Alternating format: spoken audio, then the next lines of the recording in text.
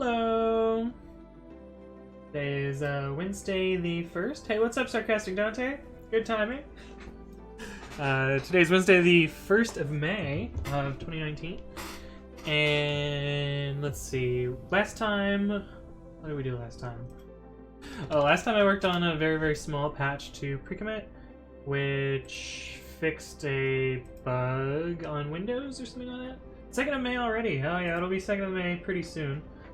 I always forget that you're in a positive time zone, whereas it's evening for me. Let's see what. Right, I did some other stuff between yesterday and today. Last stream and today. I promise I know how to talk. That's definitely a thing. So the first thing that I did was I applied a change to all of my Azure Pipelines jobs. 3 AM, dang, bright and early. Yeah, so I applied a change to all of my Azure jobs, which speeds up the build a little bit. The idea here was just to split out Precommit from all the jobs, because it was basically running the same linters over and over and over and not really being productive, so I just split it out. So now the Tox environments don't run Precommit anymore, they get run separately. So did that speed up. I also moved Precommit to Azure Pipelines, which was kind of more work than I expected. A little bit, wasn't that like 15 minutes? Yeah, oh no, this is Precommit. So Precommit, I moved to Azure Pipelines, and it sped up the build by about 15 minutes. The other ones, it was like 3 or 4 minutes speed up. But this took a lot of changes to get out. I mean, some of it is just like delete the old config, replace the badges, delete the other old config, and then a brand new configuration. But this took a lot of twiddling to get right. Fortunately, I was able to leverage my templates a lot, so that made it easier. But I had to do things like install Ruby, which I didn't expect to need, but apparently the CI depends on that. Installing Rust was by far the most complicated part of getting this working. On Windows, for whatever reason, Rust was just being a butt. But eventually got that working. Also, I had to... So the version of Python 2 on Azure is older than the one on AppBear, so the node tests don't work on Python 2. Or on Python 2 on Windows. So I had to mark these as no cover. Also, this fix was necessary because... Oh, why was that? Oh, because Chocolatey, which is the like package manager thing that kind of comes with Node, it ships with a Python 2.7.exe for whatever reason, and Precommit was picking up that one, but that one's completely broken. I meant to ask, what the hell? Oh, what is this? Oh.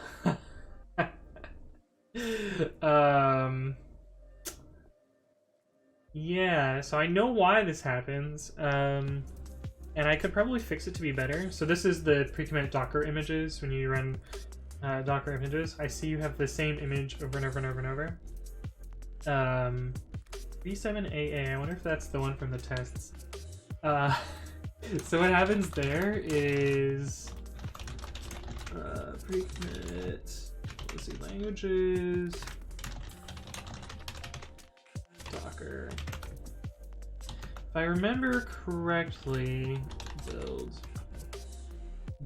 Docker image, build Docker image.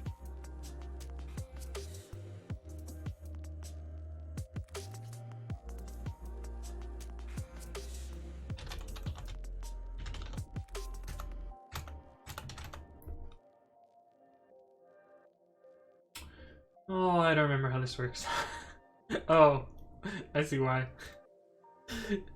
So every time you run a Docker hook, it tries to build.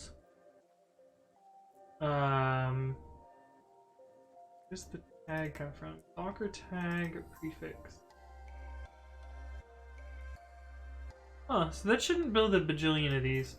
My guess is that one is coming from the test, and it's the cognitive echo image.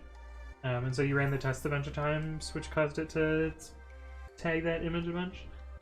That ends up happening for me too when I do that. Let's see. I guess I can show that. Test -k docker. But yeah, there could be like a fix for that, which would just check if the image already has another tag, and then it wouldn't retag those. But they're safe to delete. But you can see like running the test causes 3 of those images to show up. I think it's the same one that you were showing. 877 kilobytes. Yeah, that's the echo image. This one down here. So those are safe to delete. You can go ahead and delete those. Kind of funny though. Yeah, the way to do that is docker rmi or docker images grep precommit xr. I'm gonna awk first. $1 xr docker rmi. But yeah, that's why that shows up. But yeah, I moved Precommit's configuration to Azure Pipelines, which sped it up by 15-20 minutes. Oh, another weird thing that I had to do is I had to disable the Docker tests on Windows. There was something weird going on that I couldn't figure out, so I just decided to disable them for now. Might look into that later. In theory, Precommit should support Docker on Windows as well. It's a little bit weird to run it on Windows, but I don't know, it works. And for whatever reason on Windows, the echo binary was returning different line endings. I didn't actually figure this one out, so I just was like, whatever. Changed our backend to backend and fixed that. Also, the version of Go on the Linux builders for Azure is newer, so it requires the home environment variable. But other than that, not too many changes there, but sped up the PR process by a ton, which is really, really great. I'm pretty happy with that. So that's that. What else did I work on? These are the changes that I needed to make Azure Pipelines work for Precommit. Well, I guess I also updated the badges on precommit.com, so now it shows the new Azure Pipelines badges instead of the old ones. That's pretty cool. Oh, and then I fixed a thing in Pylint. We're doing a bunch of Python 3 migrations at work, and we're using the Py3k tool for Pylint. And there were some false positives and false negatives. But ended up fixing those, which was pretty cool. But anyway, that's kind of recap stuff. Today what I wanted to work on, and this is relevant for PyCon because I'm going to PyCon this weekend, and apparently they're giving out some programmable circuit boards that, I don't know, have LEDs on them or something. I don't know. All I know is they run a version of Python called CircuitPython, which is based on MicroPython, which is a small subset of Python intended for microcontrollers. And I happen to know because somebody mentioned it at some point, but MicroPython doesn't support a bunch of syntax features. It targets Python 3.4 and adds some features on top of that. One of the things that it doesn't support is fstrings. And I happen to have a library that properly backports fstrings.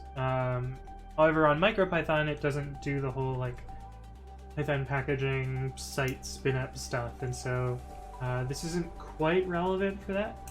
But my hope is that I can make it so I can use future-fstrings to basically pre-compile some code so it could run on MicroPython.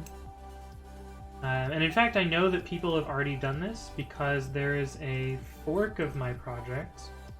How do I get to network? Yes, there's a fork of my project here that I think is entirely intended for MicroPython. MPy cross. Yeah, for MicroPython, which allows you to take fstrings and convert them out. But my hope is to either take their code or re-implement it. Probably re-implement it because I think they broke the original compatibility. But make that work for any version of Python instead of just old Pythons.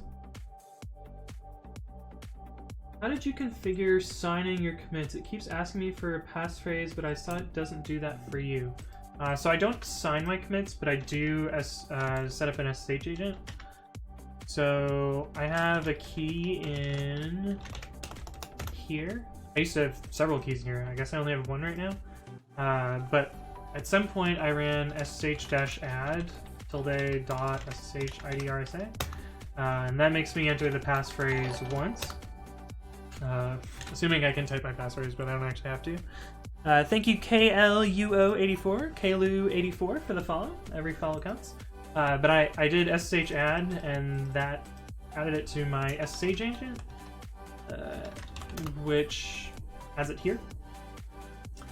And then whenever I do any sort of SSH interaction, it'll the SSH agent will automatically well, it already has this key unlocked, and so it'll just use it directly.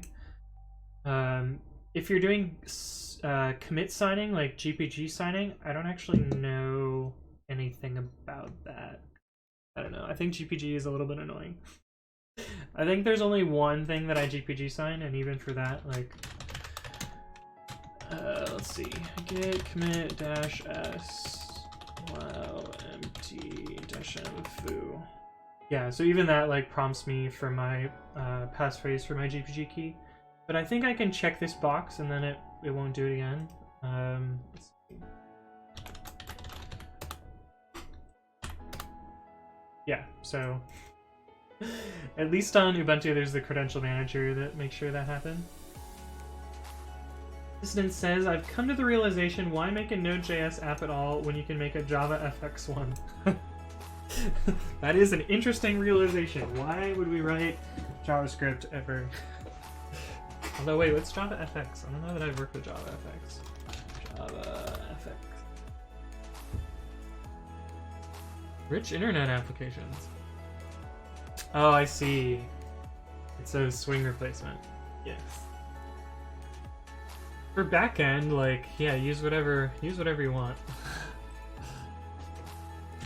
But anyway, I tend not to sign my commits just because I find it annoying. In fact, I don't even remember how to show them. Show sign commit git.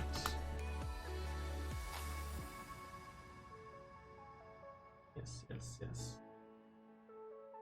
That's how you can show a signed tag. How do you show a signed commit? Get log show signature. Get log show signature. Oh, there we go. Good signature from me. Hey, what's up, Juan? I haven't seen you in forever. How's your Wednesday going? But yeah, so it turns out on future-fstrings someone had made an issue for this a long time ago. Well, it was a misunderstanding and then I explained it, but now I'm actually going to implement it. Oh, I get it. It's merge commits that appear as verified for precommit. Oh yeah, that's true. So if you look at commits here, these ones all show as verified. Well, these ones are someone else. Someone else did those commits. Oh, I know why. These were made using the GitHub web UI, and GitHub will sign commits for you. And so the merge commits show up as verified because I literally clicked the button in GitHub. Actually, I wonder who that gets signed by. Show signature.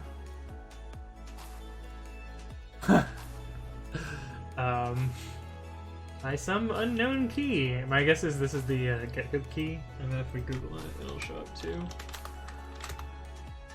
Who owns this GPG key?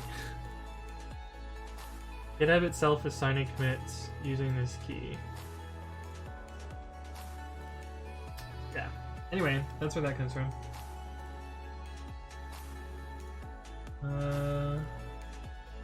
I'm good. Been writing and doing videos. Interesting. Good to hear. I need to make more videos myself other than just streams. Oops, we still want in that tab. Oh, now we're in the wrong working directory. Oh, fuck that. Yeah. So much work. Self-fire jailing. Oh yeah, this is your web framework.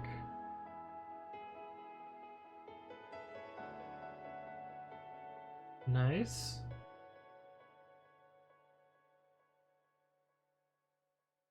Wow, this is a long article. This is pretty cool. I'll check this out later. Let me bookmark that in my browser that I actually use. I open that up in Firefox so I can look at it later. But yeah, it turns out somebody had made an issue for exactly what I want to implement today, which is complaining that the CLI doesn't change the input, which is true in Python 3.6. Let me demonstrate that. Actually, we're not going to use that. So in versions of Python which natively support fstrings, future-fstrings basically does nothing. It's a glorified no-op.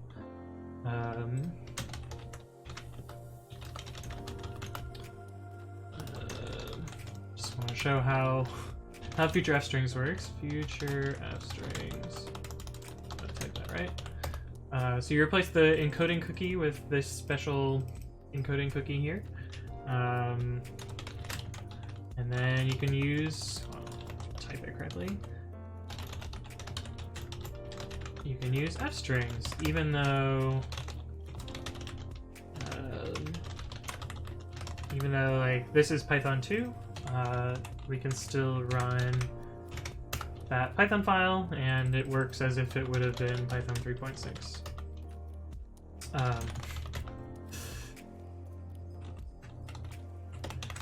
Python 3.6. You have to actually break the encoding cookie, because otherwise it doesn't work. But what I wanted to show today is with this future fstring show binary, which ships with the fstrings package. What it'll do is it'll take the fstrings code and transform it. And so the idea would be that with MicroPython, you would write your normal fstring code as usual, but then you would call this binary, transform it into the Python 2.7 compatible code, and then you could just run this on your embedded device instead. But if we look at the Python 3.6 version of this, it doesn't transform it at all, and this is because the encoding is a no-op in Python 3.6. But what we'll do today is we'll make this no longer a no-op, or at least that's the plan. Encoding cookie, I call it the encoding declaration. So I think the name cookie comes from, is what the, Python 3 PyDoc token is what the source calls it. Cookie, yeah. So they call it the cookie RE. I don't know why. Python pep encoding cookie. Source code.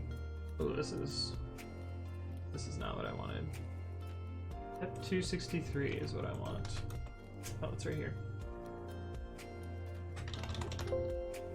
Maybe they don't call it a cookie anymore. I don't know. Magic comment. Anyway, the tokenized module calls it a cookie, so that's why I've been calling it a cookie.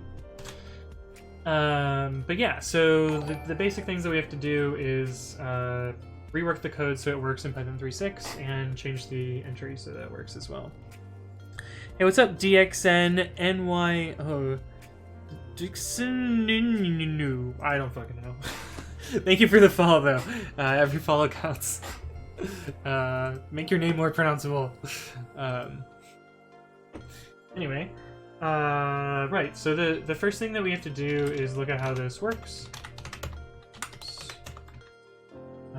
If I remember right, there's a main function way at the bottom, which is just calling decode.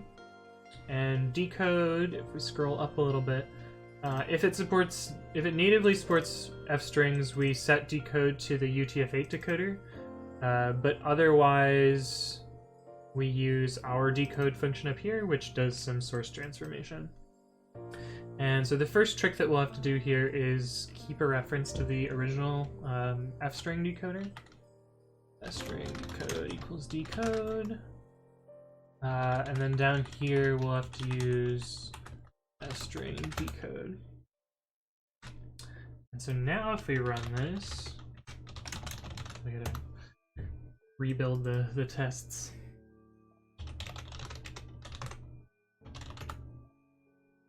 Oh, right. Right.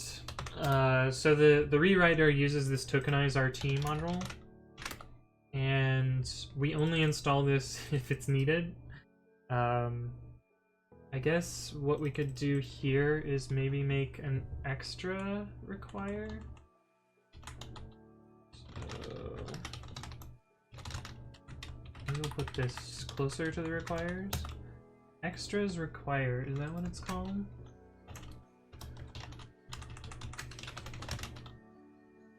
Set pi upgrade. I'm trying to remember what the format of this looks like.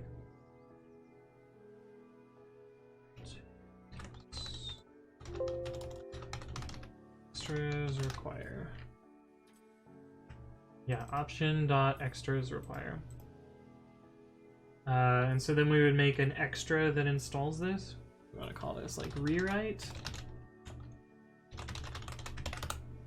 So then you could intentionally install future-fstrings rewrite, and then that would bring along this dependency that we need. But since people are going to forget that, we should probably put a comment here.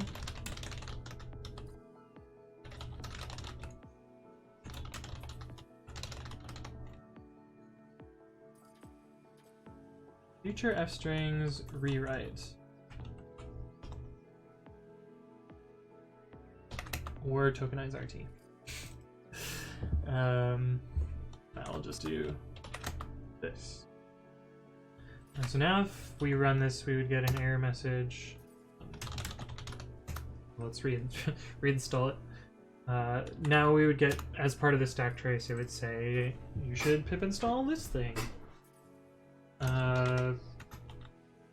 Now, what else do we need to do here? We need to change the tests so that they also do this assertion. So this will make it not crash anymore because we'll install the tokenize or the rewrite extra. Where is that? That's the way being is made up. Did it do it?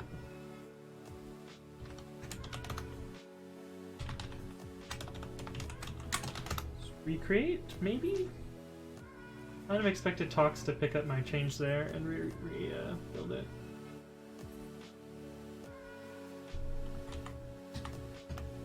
Okay, yeah. So now we have it in this like no-op mode, which, wait, why is it not rewriting that? Oh, we'll have to debug that, but let's make the tests work first. Or let's make the tests fail first, and then we'll do that. So the thing that we want to do here is not xfail this test, because we still want it to do this rewriting.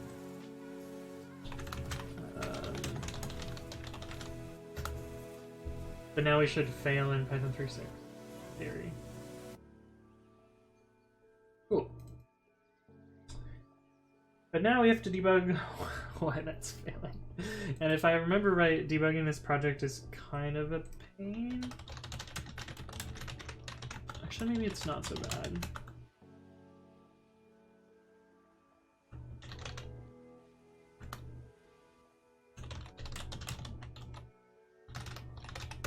Let's see how bad it is to debug this.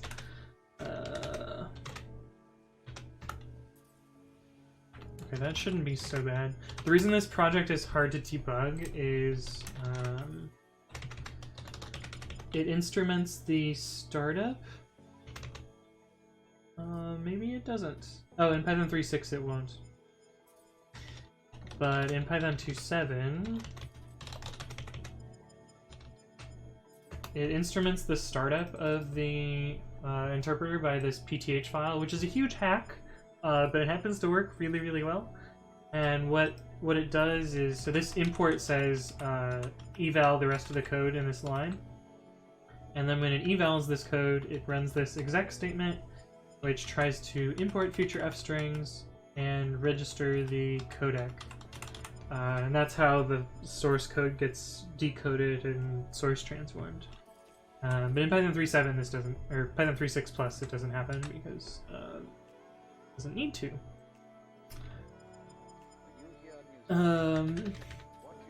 But yeah, so we want to go through this decode function here and figure out why it's not transforming the source.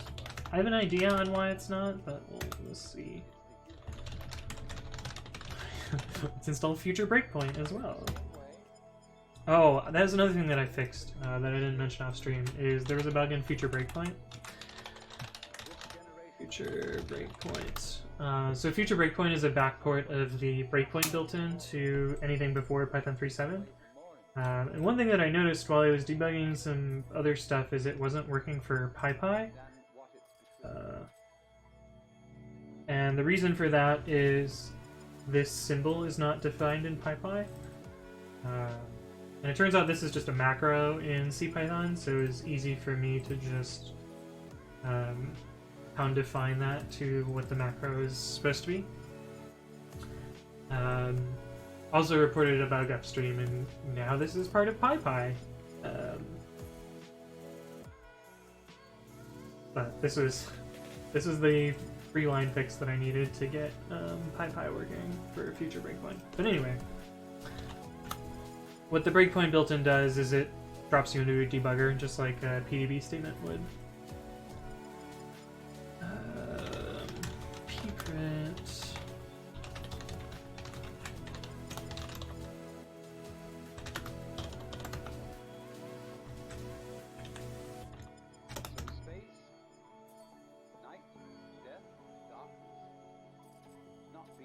Okay, so we have the fstring here. I think the reason it's failing here is in Python 2.7. This f will be a separate name token, and I think future-fstrings only works with that, so we'll adjust that. Ooh, what is this shell check? Declare and assign separately to avoid masking return values. Oh, I didn't know about this. Interesting.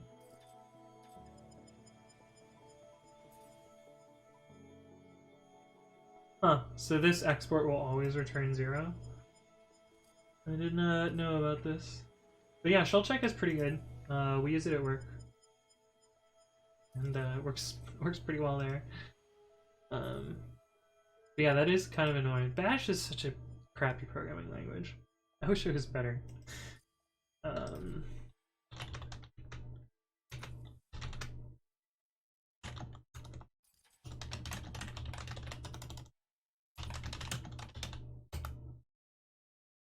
Yeah, so in Python 2, this is a name token and a string token. But in Python 3, the string token is combined with the f prefix. And I'm pretty sure I have code to fix this in PyUpgrade. Yeah. Never tried conch. I've tried all sorts of different shells. But then whenever I like get used to a shell and then try to use someone else's computer, it's really annoying. I have shell check integrated to Visual Studio Code, and when I open some bash scripts we have at work, it's all red. Yeah. I wish we used shell check more at Lyft, because there's some pretty bad bash. I've been trying to reduce the amount of bash as much as possible. We had this one code base. Lyft devbox. Oh, I'm not gonna sign in this one. But we have this code base called devbox, and I don't know, it does a bunch of stuff. But when I joined, this green bar, which is shell, which is bash, was like 99%, and I've so far ported about half of it to be Python. Mostly because trying to maintain a giant pile of bash is real hard. But I'm pretty proud about this transformation. It's slipped a little bit. It was above 50% a while ago, but now it's not. But yeah, okay, I was stealing some code from PyUpgrade because I'm pretty sure I handle the literal thing here.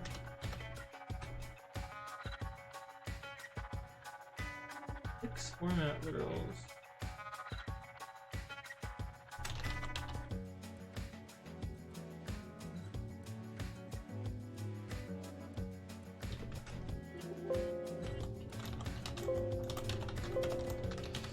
How does this code work?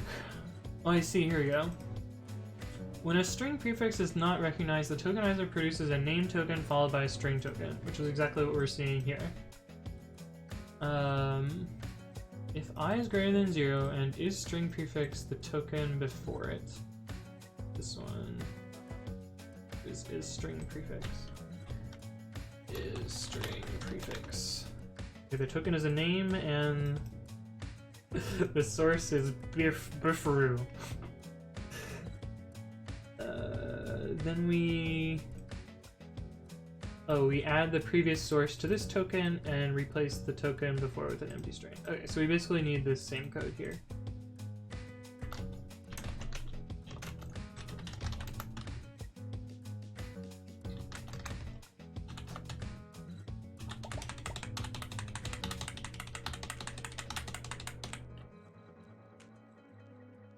And this is gonna break. This is gonna break the current code because current code doesn't expect that, but it shouldn't be too hard to fix. Is string prefix. Some sweet copy pasta here.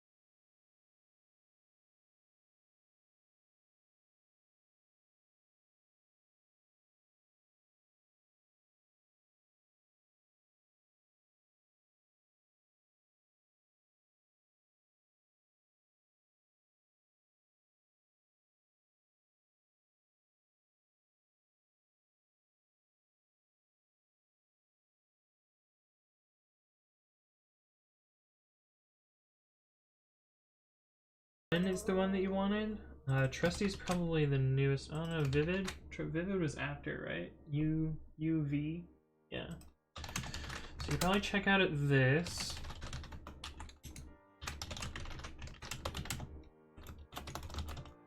And then if you wanted to build it for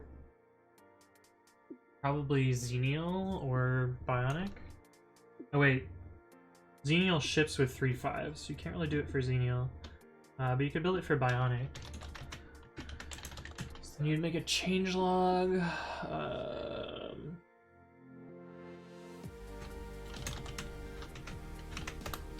The current version. So we do dch-v.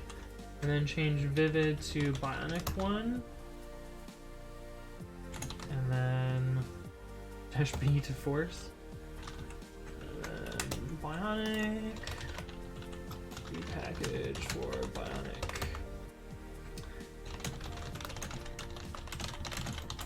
Finish changelog.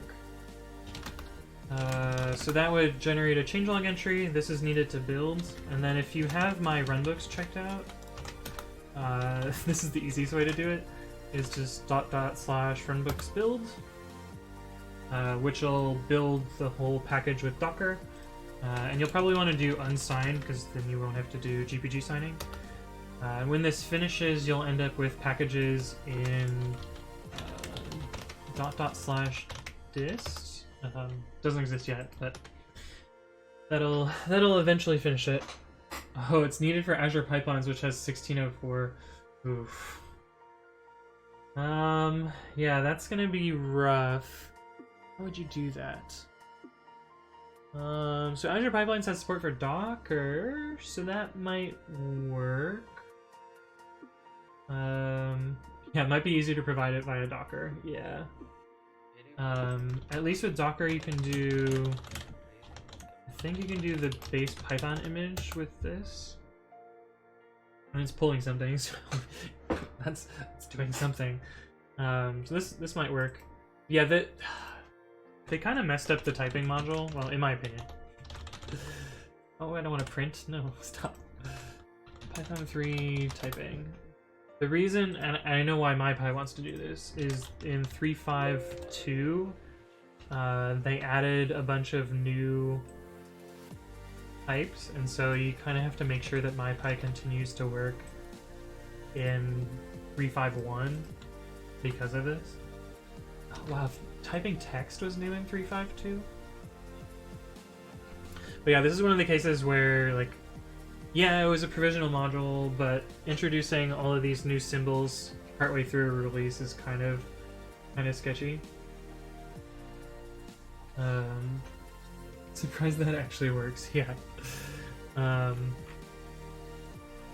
yeah, I remember at the time being like, well, wait a minute, like, yeah, it's a provisional module, but shouldn't you wait for 3.6? But question. Do I need PHP or can I stick to Python? Can Python do the same thing as PHP? Technically, yes. They're both Turing complete. I mean, if we want to get pedantic and be like, oh yeah, well, they're both Turing complete languages, so of course they can both do all the same things the other can. It's not necessarily true, and like there's different paradigms and programming approaches and all sorts of that. But Python should be able to do anything that you would be able to do in PHP. I used to be a PHP developer myself, way back in the day. But yeah, there's like, I mean, the primary use for PHP is web frameworks and websites. In theory, you should be able to build any sort of website that you can in PHP, but also in Python. But yeah, we'll try the Docker thing. Yeah, that'll probably end up working. 3.5.1 is pretty old, so be ready to use old versions of pip, I guess. Let's see. Pip version. Oh, 8.1.2 is not that old. Hey, what's up, Clementino? Thank you for the follow. Every follow counts. Thanks for the good answer. Follow for me. Yeah, no problem. I'm just gonna let this keep building because I have an internet connection where I don't drop frames anymore, so just let that keep going. But yeah, so I'm gonna have to steal another thing from PyUpgrade here to do this string parsing bit. That's splitting the string prefix from the actual string itself. I think in one of my projects I referred to it as the stringmeet. Actually, let's see if that comment is still there. Which is just kind of like a silly name for that part. Let's see, string here. Yeah, here's the stringmeet. Thank you, Gabber, for following. I don't know how to pronounce your name, but you'll have to help me in person when I meet you at PyCon. I'll see you in a couple days. But thank you for the follow. He works on talks and virtualenv, and is a big part of the Python community. But thank you for stopping by, and thanks for the follow. But yeah, stringmeet. Stop. Let's see. Prefix. Parse string literal.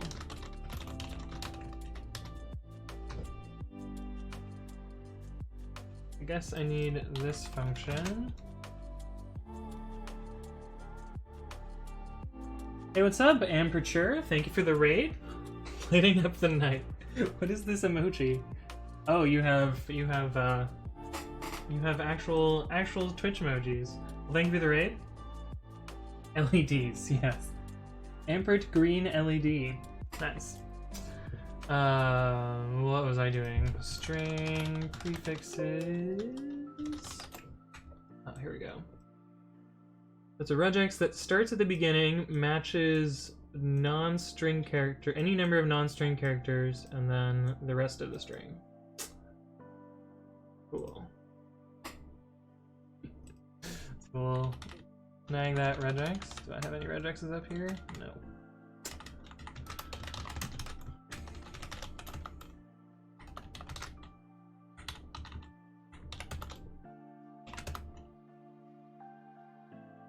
Let's fix this.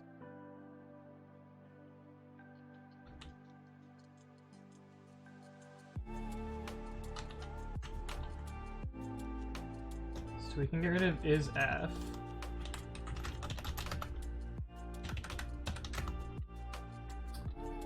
If it is an F, then continue. Get rid of that now, 2.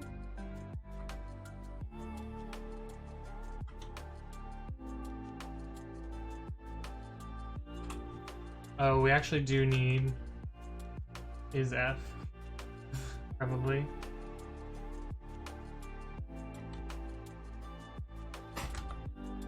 But we'll get to that in a second. Let's do this first loop here. Okay, so if this is our rewrite to make the string actually look like a string literal. Start as a none. We're looking for a string. If we found a string, scenf equals. I guess we do need an isF. Shouldn't know that I think about.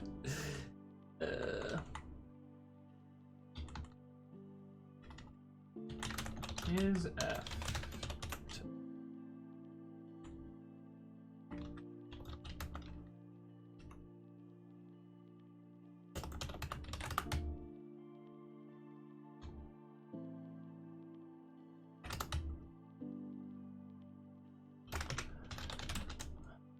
Prefix equals parse string literal token dot source if f I guess return lowercase f in prefix dot lower. Okay, so that'll tell us whether this is a fstring literal. Your devm is Ubuntu and a VM. Yes, it is indeed. You missed the important part. He's using Nano. Nano I can kind of understand. Wow, that's a first. The VM is the confusing part. Yeah, so I play a lot of video games, and I grew up with Windows, so I'm super familiar with Windows. But the developer tools in Linux are just better, in my opinion. So I stick with a VM. Also, I have a tendency to break my Linux installations, and at least with a virtual machine, it's easy for me to just blow it away and start over. That said, I do sometimes boot Linux or dual boot.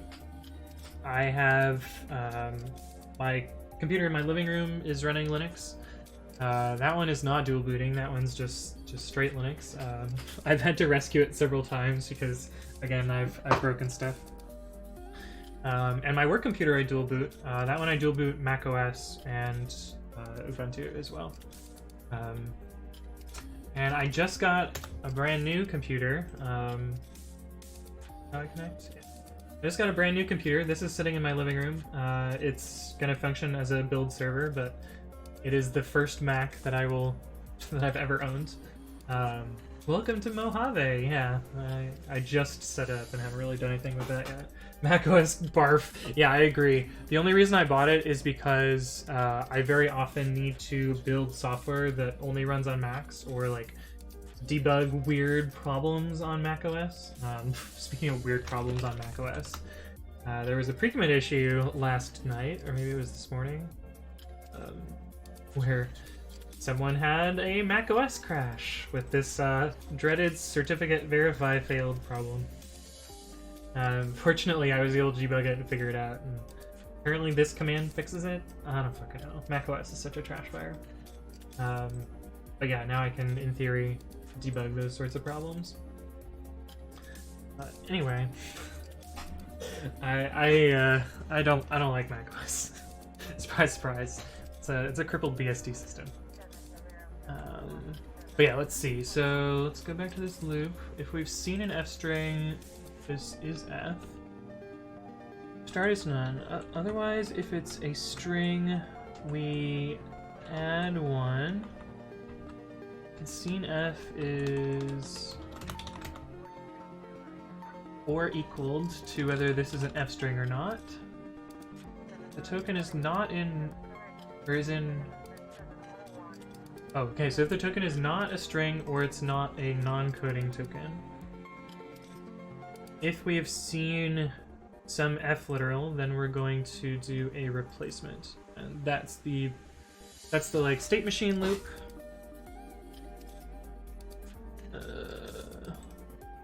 And then this is the part where we actually replace out the string literals.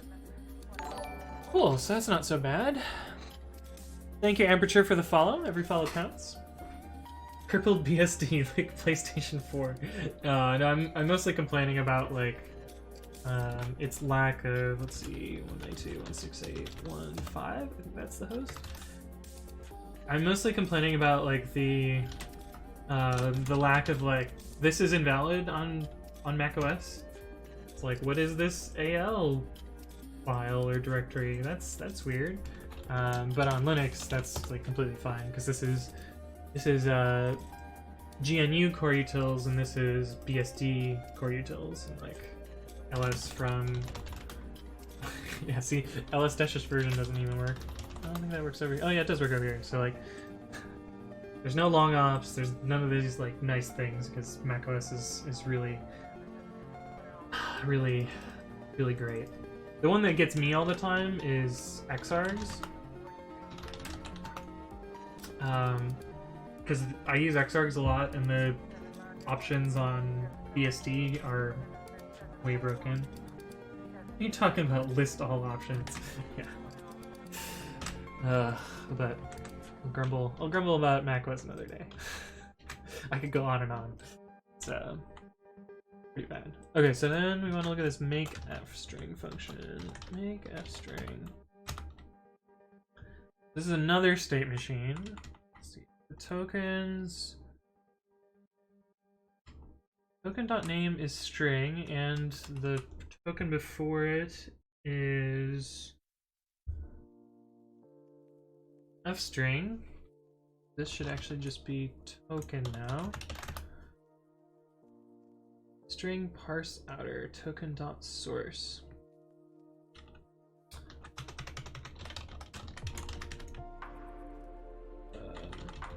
A breakpoint. Oh, we can't actually debug this. That's the crappy thing. Oh wait, no, there is a way to debug this, I think.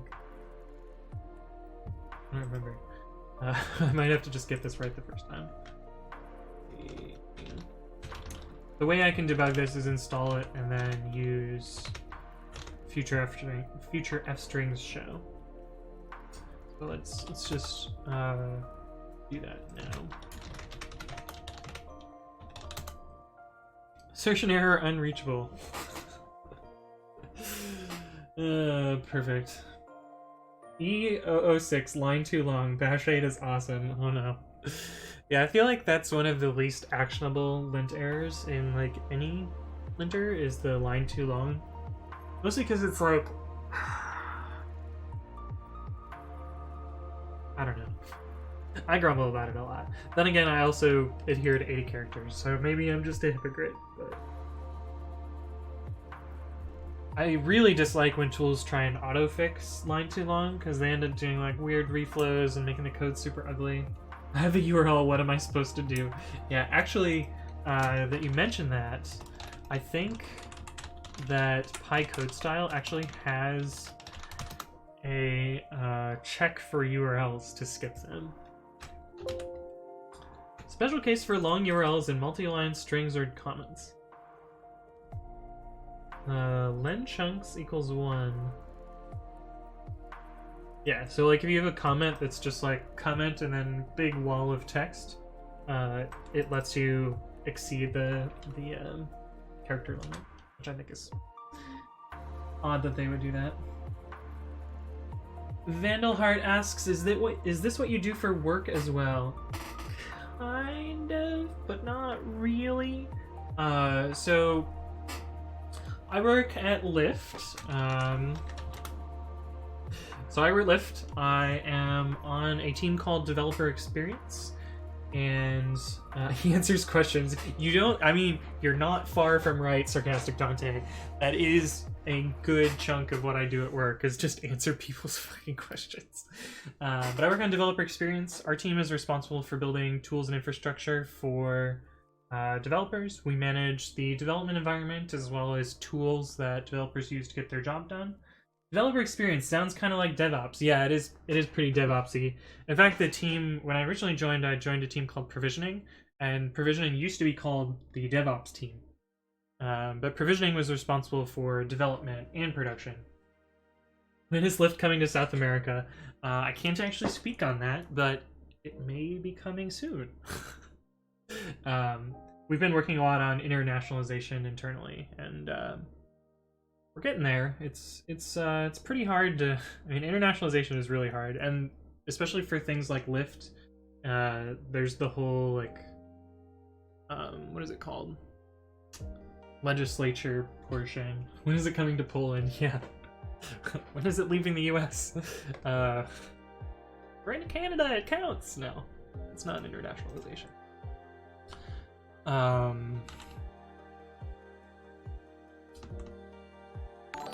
Yeah. Thank you, accesslog, for the follow. Every follow counts. I was looking at accesslogs today. We have this internal documentation system that my team inherited, and unfortunately it's running Python 2, and so my immediate thought was, no, we're not running Python 2 here. Let me try and port it to Python 3. Unfortunately, there's no tests, so it's impossible for me to know whether it works or not. And so I wanted to see if people were actually using it, and it turns out there's not any logs for it either. So we don't know whether people are using it, and it runs Python 2. Yeah, I know, Python 2. What is happening?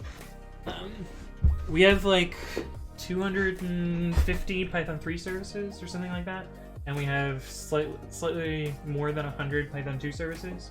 My team is also working on upgrading those all to Python 3, because that's something that's got to happen. Like, we can't stick on Python 2, especially with 2020 right around the corner. Thank you, Vandalheart, for the follow. Every follow counts. When is Lyft Eats coming? Kappa. I don't know, whenever a partnership comes along that makes it happen.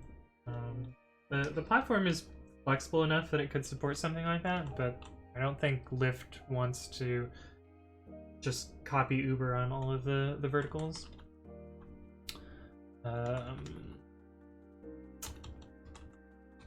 But yeah, okay, so if it's an f string, what we want to do here is get the prefix and string is equal to parse literal token dot source. I'm gonna pass the string in here. Oh, I guess we can just call this S because this is going to shadow the string module. I don't know that we're using the string module, but it's easy enough to just do this here. If R is in the prefix,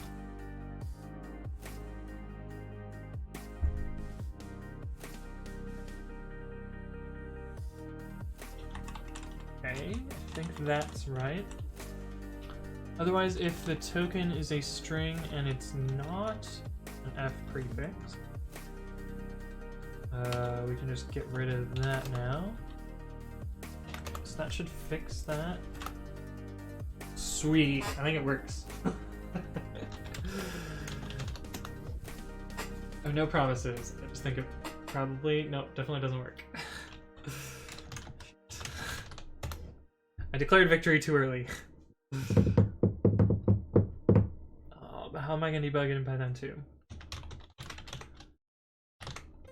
I guess I can do this. Yeah, so it's not working.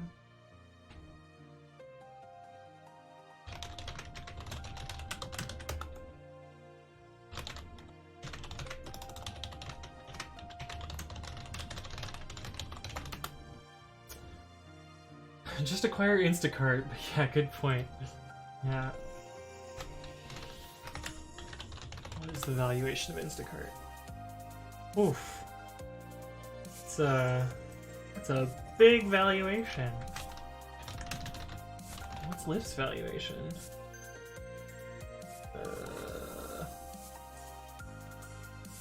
24 billion. Okay, I guess this Lyft could maybe acquire Instacart. What just happened? What did I click on? I clicked on... Apparently clicking on this took me to TechCrunch. Interesting user experience. Yeah, maybe Lyft could acquire Instacart. Throw money around, why not? Alright, so what was I doing?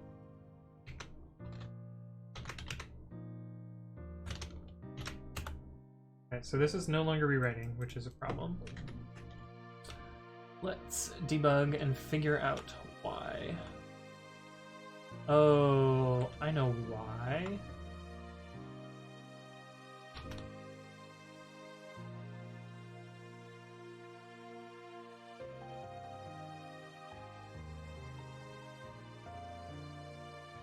Because when we replace this token here, there's still a name token here, and so when we hit this here, we end up at non-coding tokens, maybe? Let's debug it. I'm not gonna try and guess this.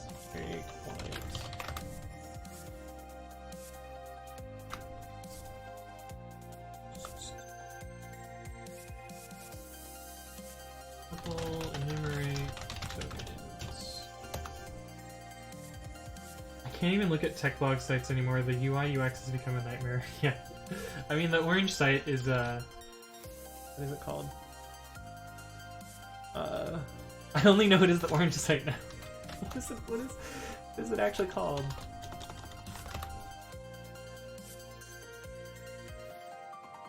Why am I blanking on the name of the orange site?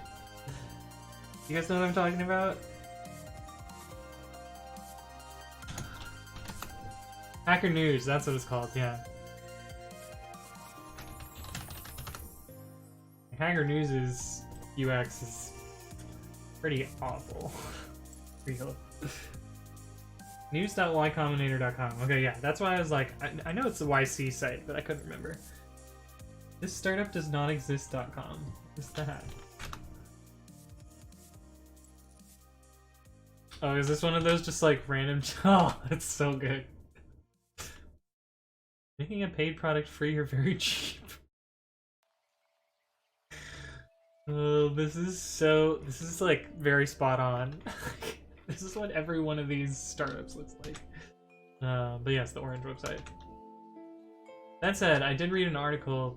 I didn't read it from Hacker News, but if you guys want to check out something that is pretty cool, is a conspiracy to kill IE6. Very good, very well written article about how YouTube basically put the nail in the coffin on IE6 for most of the internet, and it was all just like a internal conspiracy at Google to do this, and it goes to show you, like, when your company gets big enough that sometimes you don't even know what other parts of the same company are working on. Like, at some point in here, they talk about how, so they put this banner up on YouTube that said, like, IE6 is going away, but, like, super vague, etc. And then Google Docs saw that same banner the same day and put up another banner, assuming that the YouTube people had gone through the proper process to get that, like, approved and stuff. And then when execs came along to YouTube and were like, hey, no one approved this, what's going on? YouTube was like, oh, but look, the docs team is doing it, so clearly it's approved, right? And the docs team was like, look, YouTube's doing it, so clearly it's approved. And then that just kind of like rubber stamped it to prod. But it's a cool article, so definitely check it out. But this graph is like so telling. Like, they launched the bar here, and you can just see like an immediate drop off of IE6 users, and the web thanked them because fuck IE6. I think even when I was working at Yelp, we still supported IE6. Oh, that was when I was a web developer, and that was no fun.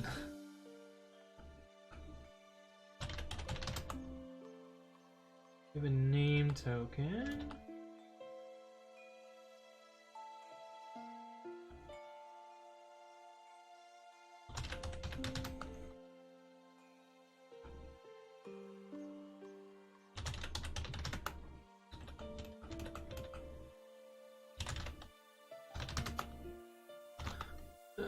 B224. We're just gonna continue with that because this takes too long. Token dot name.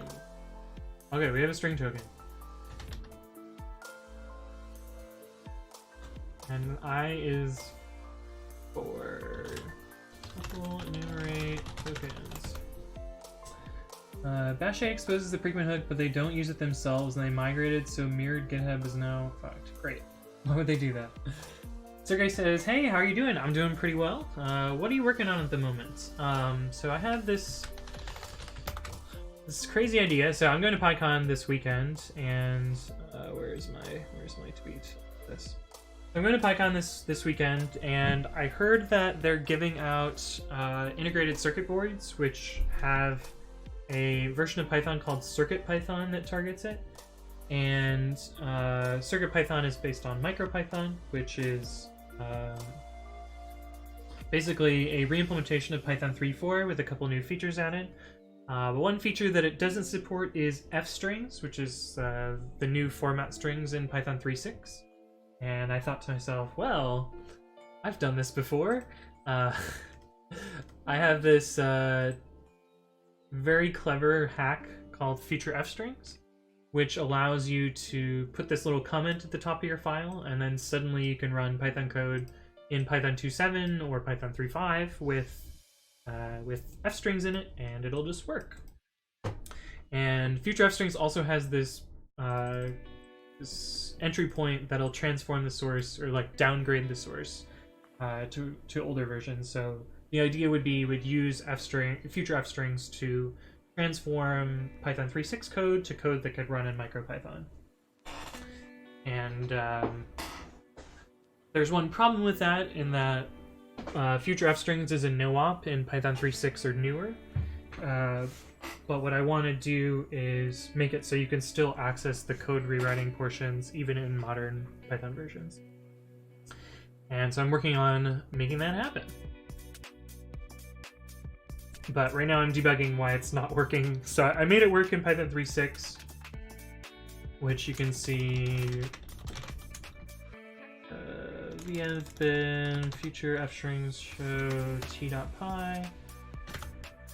So this is it working in Python 3.6, but I broke Python 2.7 in the process. So I'm debugging why Python 2.7 is broken.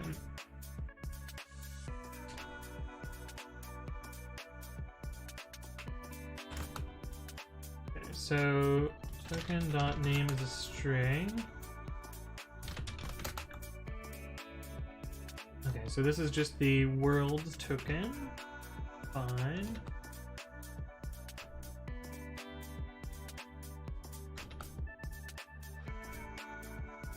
Token.name not in non-coding token. True. F should be false. Cool. So we reset our state machine.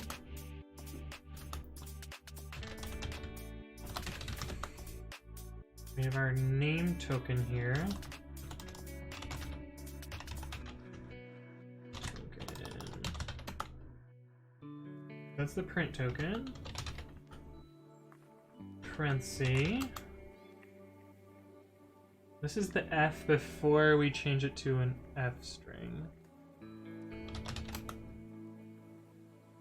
Oh, but we didn't fix the string here, so that's the problem. Oh, I see. Yeah, so we access token here, but we didn't do the replace here. That's an easy thing.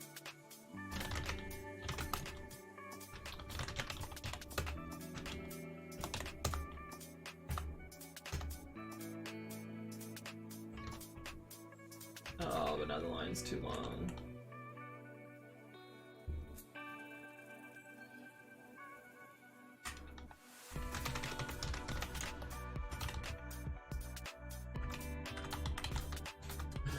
I said as I complained about the line too long earlier. Oops. I know how to syntax. Yeah, so my problem was I was referencing the original token down here, but not the rewritten token. So I need to access the rewritten token, and that'll fix it. Let's see. It's a microcontroller. It looks really interesting. So you're modifying something like CST. Unfortunately, I don't have a concrete syntax tree here. I just have the tokenization. And so I'm basically building a manual parser over the tokenization myself, and then rewriting the tokens. Python doesn't really have a good CST, unfortunately, but that's supposed to hopefully change in Python 3.8, where we can build a CST from the AST. But until 3.8 is more generally available, we won't be able to use that. But I can kind of show you some of that right now, because I have 3.8 Alpha 3. Actually, let me make a virtual env.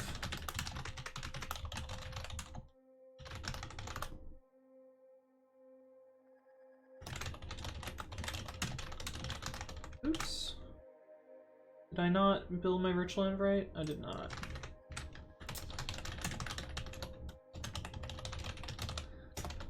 I built a 3.6 virtual env, which is not what I wanted to do. But I guess I can show you the same thing in both 3.6 and 3.8. And pip install AST pretty. So AST pretty is a module that I wrote that just makes it easier to visualize AST.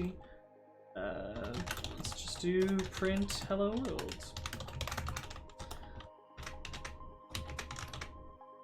So if we print the AST of t.py, this is what the current AST looks like, which gives us line and offset numbers.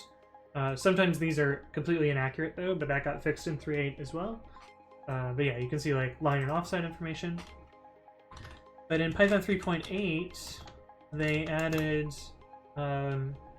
end line and end all offset, so you can actually rip the string out that represents the entire AST object. So in theory, this would allow you to build a CST from the AST.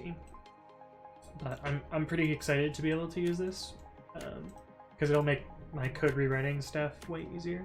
Because right now I basically resort to the tokenization, which is kind of shitty. But I don't know. It works, I guess. It's not great, but it works. Let's see. I don't know, man. If I want to use Python for electronics, I go to an SVC like a Pi or a Bone. Yeah, that's fair. But I think this will be cool. Like MicroPython will be cool to be able to just have kind of a toy project. But yeah, a Pi would be way better. But maybe I'm just an old fart because microcontrollers should be programmed in C, damn it. Yeah, you mean, by C, do you mean like handcrafted assembly? I've done that before. Let's see if I can grab a photo of that project real quick. So I've done one hardware project ever, and it was a reverse engineer project. How do I get to my photos? Photos, albums. Where is that? Here we go.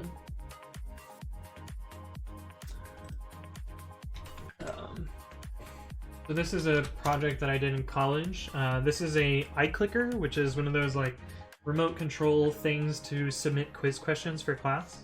But they exposed the programming pins directly on the board, and so what a friend and I did was used an AVR programmer to rip the EEPROM and then rewrite the code to do something else.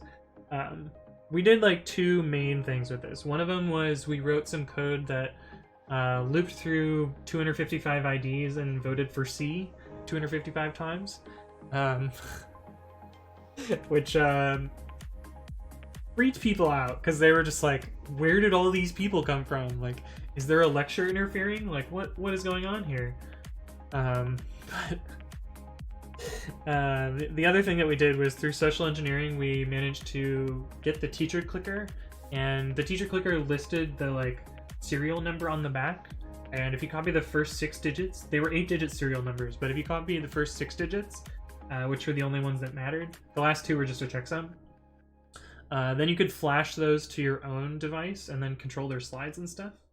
But yeah, so that was that project, but I had to basically disassemble the EEPROM and then figure out the processor architecture and then modify the code while not adding too much to the code. So I basically had to optimize their assembly in order to put in my own routine, because they basically filled up their EEPROM with the original code. So I had to make their code better and inject my malicious code. Well, not malicious code, my nefarious code. We'll put it that way. But that was a fun project. The Nano is weird but understandable. Running your devm as Ubuntu in a VM is maybe okay, but your terminal emulator using tabs instead of tmux. I knew you were gonna get to that. I do sometimes use tmux. I just don't like it. I don't know. I'd rather I don't know, deal with tabs. But point taken. Furman SK says, hey, cool stream. So do you have to deal with being behind a firewall at work when you do your development? Like, for instance, having pip work to do dev. I currently have that issue at my job. So, confession, our work connects to the public internet all the time. We need to get way better about that. But no, we aren't firewalled off. Some of our production instances are firewalled off from everything else, but for the most part, our development environment, we're able to access everything in production. But I do understand your pain. Like, when I worked at Yelp, we had a DMZ for all of the payment processing stuff, and DMZ like demilitarized zone, but I guess that doesn't really make sense in programming, but I don't know, that's what we called it.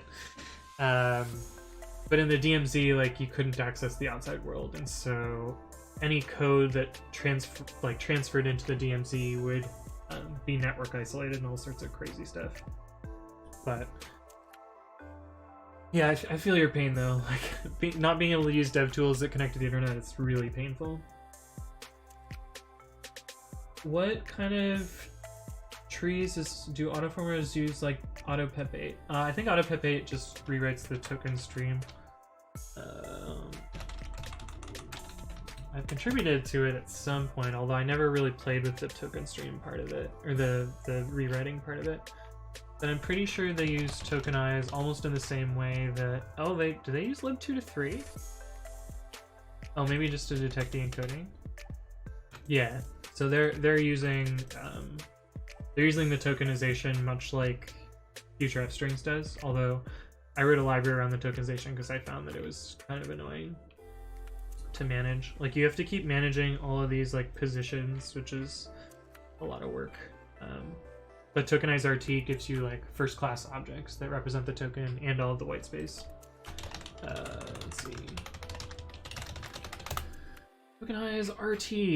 Yeah, so tokenize RT adds these two tokens, which is an escaped new line and unimportant white space, because the standard lib tokenization doesn't give you these at all.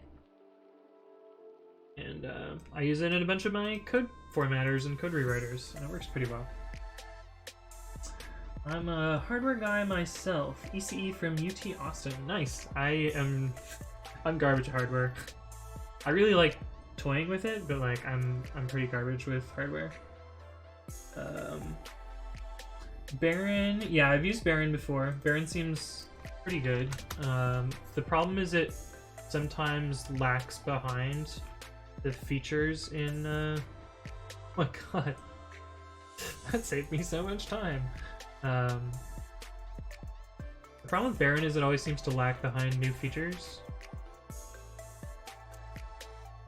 But yeah, I guess it's up to Python 3.7 now, but like it's gonna be behind on Python 3.8 when that new syntax is finalized and stuff. But I've used Baron before. I find that the tokenization works well enough though. What's up, Lord Newt the Destroyer? How's your Wednesday going? Yeah, they call ours a DMZ, but it isn't a true DMZ. Interesting. I have my own lexer from typing import iterable from lexit import lexer. Oh, you can post links in the chat too if you wanna post like paste bins or whatever. That way you don't have to type out code into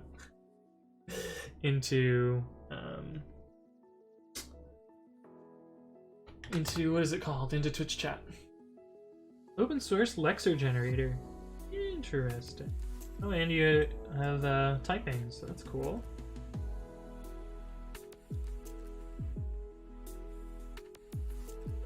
Interesting.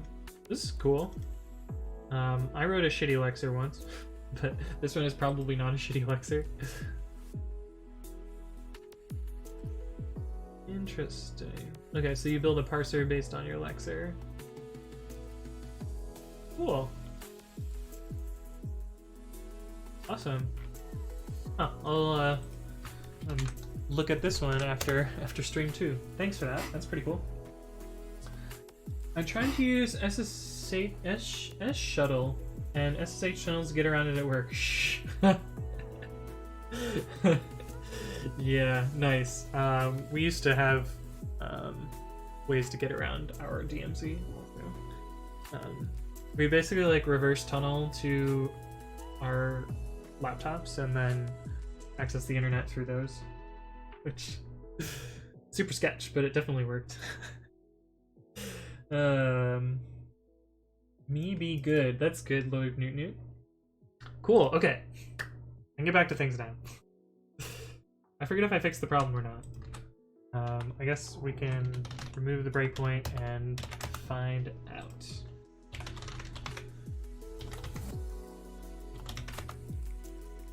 Looks like it works.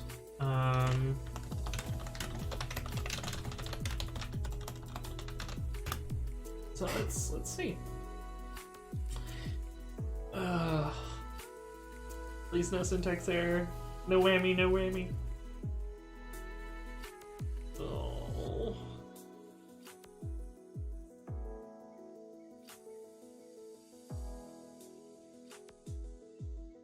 And here.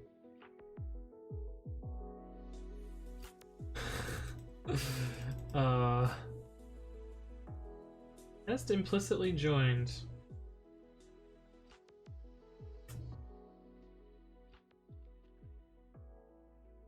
Well, that didn't work for one reason or another. I guess I can take this code and figure out why. But 3.6 worked. This doesn't do anything. Why did this one fail? Oh, the insertion pointer pointed at a different place? I guess that makes sense. I don't know, let's see what's up. Updated version says, my phone really wanted me to come say hi, so hi. Did you like get a notification from Twitch? Nice. Twitch was like, come watch my stream. You must watch the stream. That's hilarious. Okay, yeah. Let me see why this code is not working.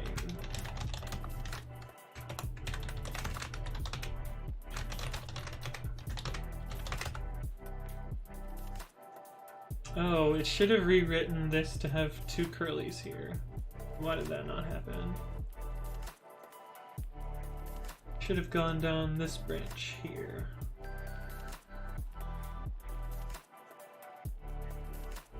So what gives?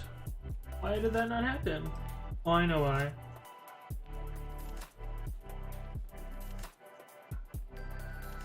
Because of this here.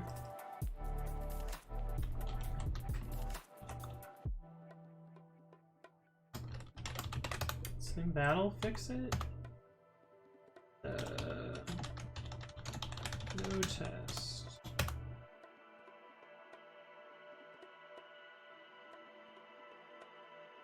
No, that didn't fix it.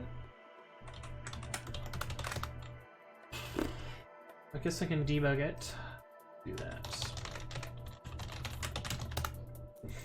Instead of guessing, use the debugger.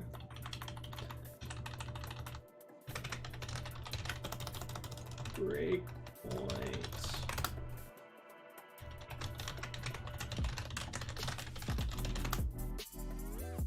Run it with -00 and it will work. Yeah. Optimize out the assertions in your tests. That's definitely good. This was a Siri suggestion, so it knows at X time I usually open the stream. Nice. It's learning. Fstring show t.pi. Array tokens. Hey, what's up, Nubakalo? Nubakalo. Thank you for the follow. Every follow counts. Have you ever done any shared memory with Python? I started looking at it for work because a lot of our code is C, which uses shared memory, and I'd rather start writing Python to replace some of the code, and honestly, it should just be basic scripts. I haven't really worked much with shared memory. Most of the shared memory that I've used is for multiprocessing, and it's all been read-only memory, where like I build up some pre-computed stuff and then spin off a bunch of processes to process that data as like a read-only cache. I haven't done any like shared writable memory, so I don't really know how to help you there, unfortunately. Are there any libs for it? At least for the read-only stuff. There's some stuff in the multiprocessing library. Oh wait, this is brand new. This is not what I was thinking of. So if you're willing to use 3.8 beta or 3.8 alpha, you could use this stuff. That was not what I was thinking. Though.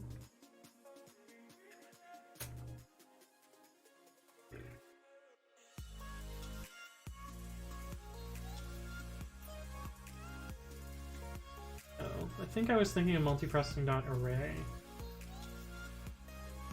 Or multiprocessing queue?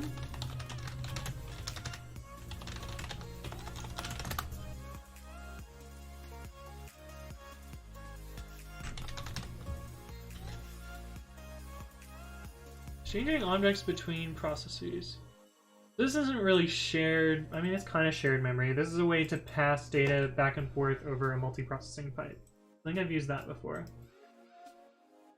Python 2.7, why? Yeah, so the thing that I'm working on is a library called future-fstrings, and the idea behind future-fstrings is it allows you to backport the f-string syntax to older versions of Python. And one of the versions that I'm trying to support is Python 2, and it mostly works. Actually, it works really well, but I intentionally broke it a while ago, so now I'm trying to fix it. But yeah, that's why I'm using Python 2.7. Outdated version says, okay, time to go to bed. Have a good night, everyone. Thanks for stopping by, outdated version. I guess it is a weekday, so I don't blame you for going to sleep. But yeah. Okay, so this is the token stream that we're dealing with, and this is the loop that we're going to be debugging. That's the assert token. Okay, this is where we start jumping into the string here. So now I kind of need to pay attention here. So start and end. And scene F should be false.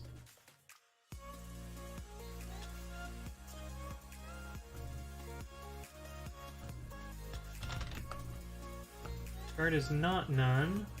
We have unimportant white space, which should just get skipped. Non-coding token.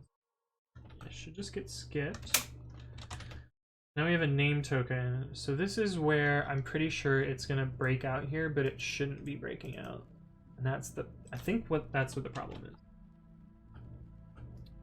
So token.name not in non-coding tokens. So this is the problem. So that's true, so it's gonna stop the state machine here.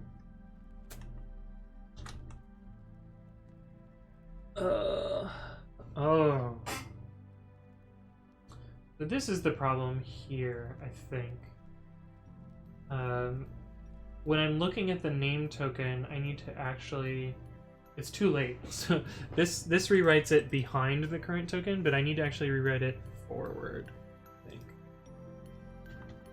So this needs to be switched. So if I is less than the length of tokens and is string prefix token,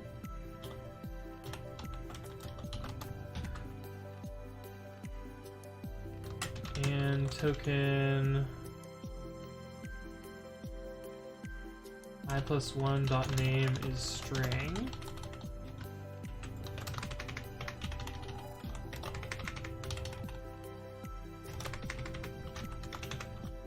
Okay, so if we're looking at a string prefix and the next token is a string, then we need to rewrite the next token and this token.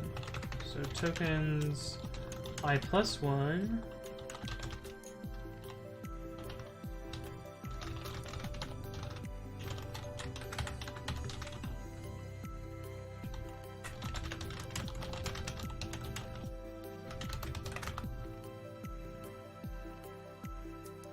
and we need to rewrite our current token. Tokens I equals token equals.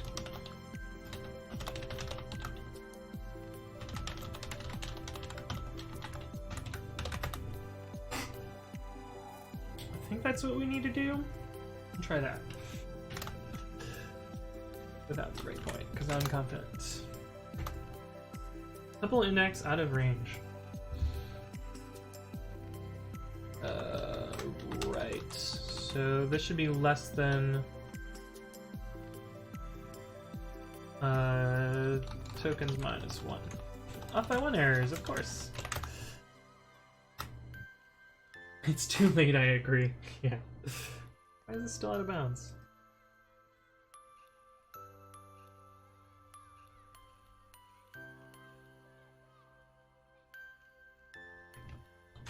$221. If I is less than the length of the tokens -1, can I not save this? What's going on here? Ooh, I don't often see two variables declared in one line like that. This one? Or this one? Or this one? Or this one? This one, I assume? Yeah, so I'm just reassigning the current variable and the variable in this slice. Wait a minute, why is this out of bounds? This doesn't make sense.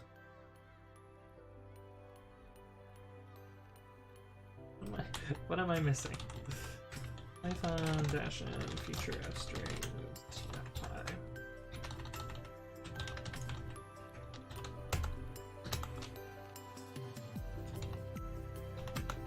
I is for tokens. Oh. This is missing an S.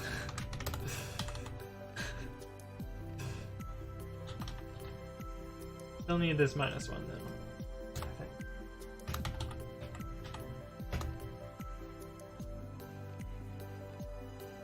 Wait, I thought I fixed this. Yeah, I don't see this code anymore. What's going on? Global name, okay. Losing my mind here. Okay, cool. So I think that's working now. Let's see if the tests agree. Give the line number. Every normal editor should. Oh wait, you can figure out the line numbers. See? This is line 225, which shows what line it's on. Would Vim even show that though? Oh, I guess it does down here. Yeah. Okay. Fair point. Fine. Unsupported operand types for none type and int. Oh, right.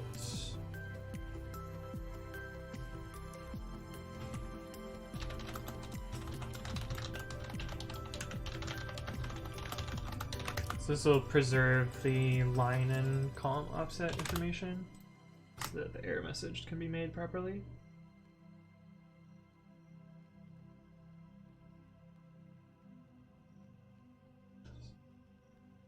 Operator precedence. Oh yeah, that's what I was going for up here. But I had a typo where this S was missing, and it was index erroring, but only index erroring because the tokens here are a named tuple, and since they're a named tuple, they're also a tuple, which is a little bit weird. And so it was trying to index into the tuple and exploding as it should.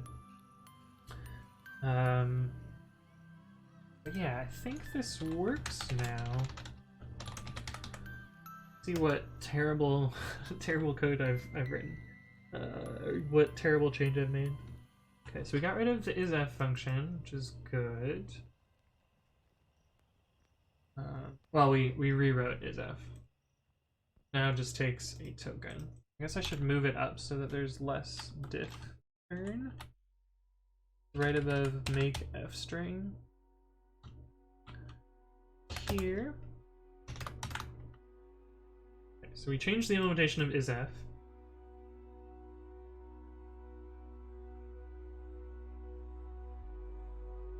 Token is a string and it's an f string. Then we grab the prefix and the string portion. So before it was just the string portion. We were never modifying the tokens in that way. We changed the prefix. Oh, this needs to be prefix.lower. Let me write a test to guard against that case. Because apparently I didn't have a test case for that.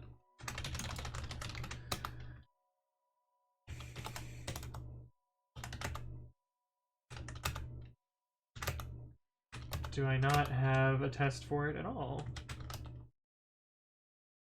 Should be a raw string literal test in here somewhere. Raw strings, here we go. Is it valid to have a capitalized raw string? Yes. A French string. RF.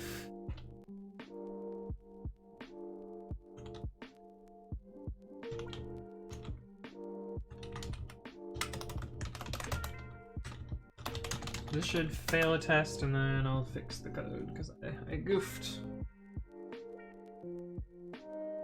I'm still disappointed Russian strings aren't allowed. Yeah. Rip Russian strings. The French strings work, but the Russian strings do not.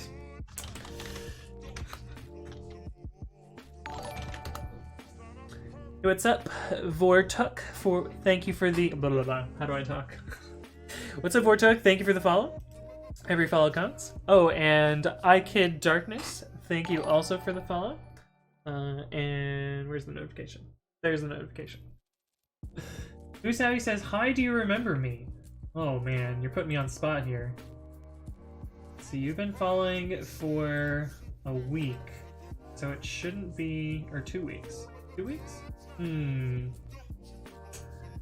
Your name looks familiar, but I'm not putting a screen name to what you talked about last time.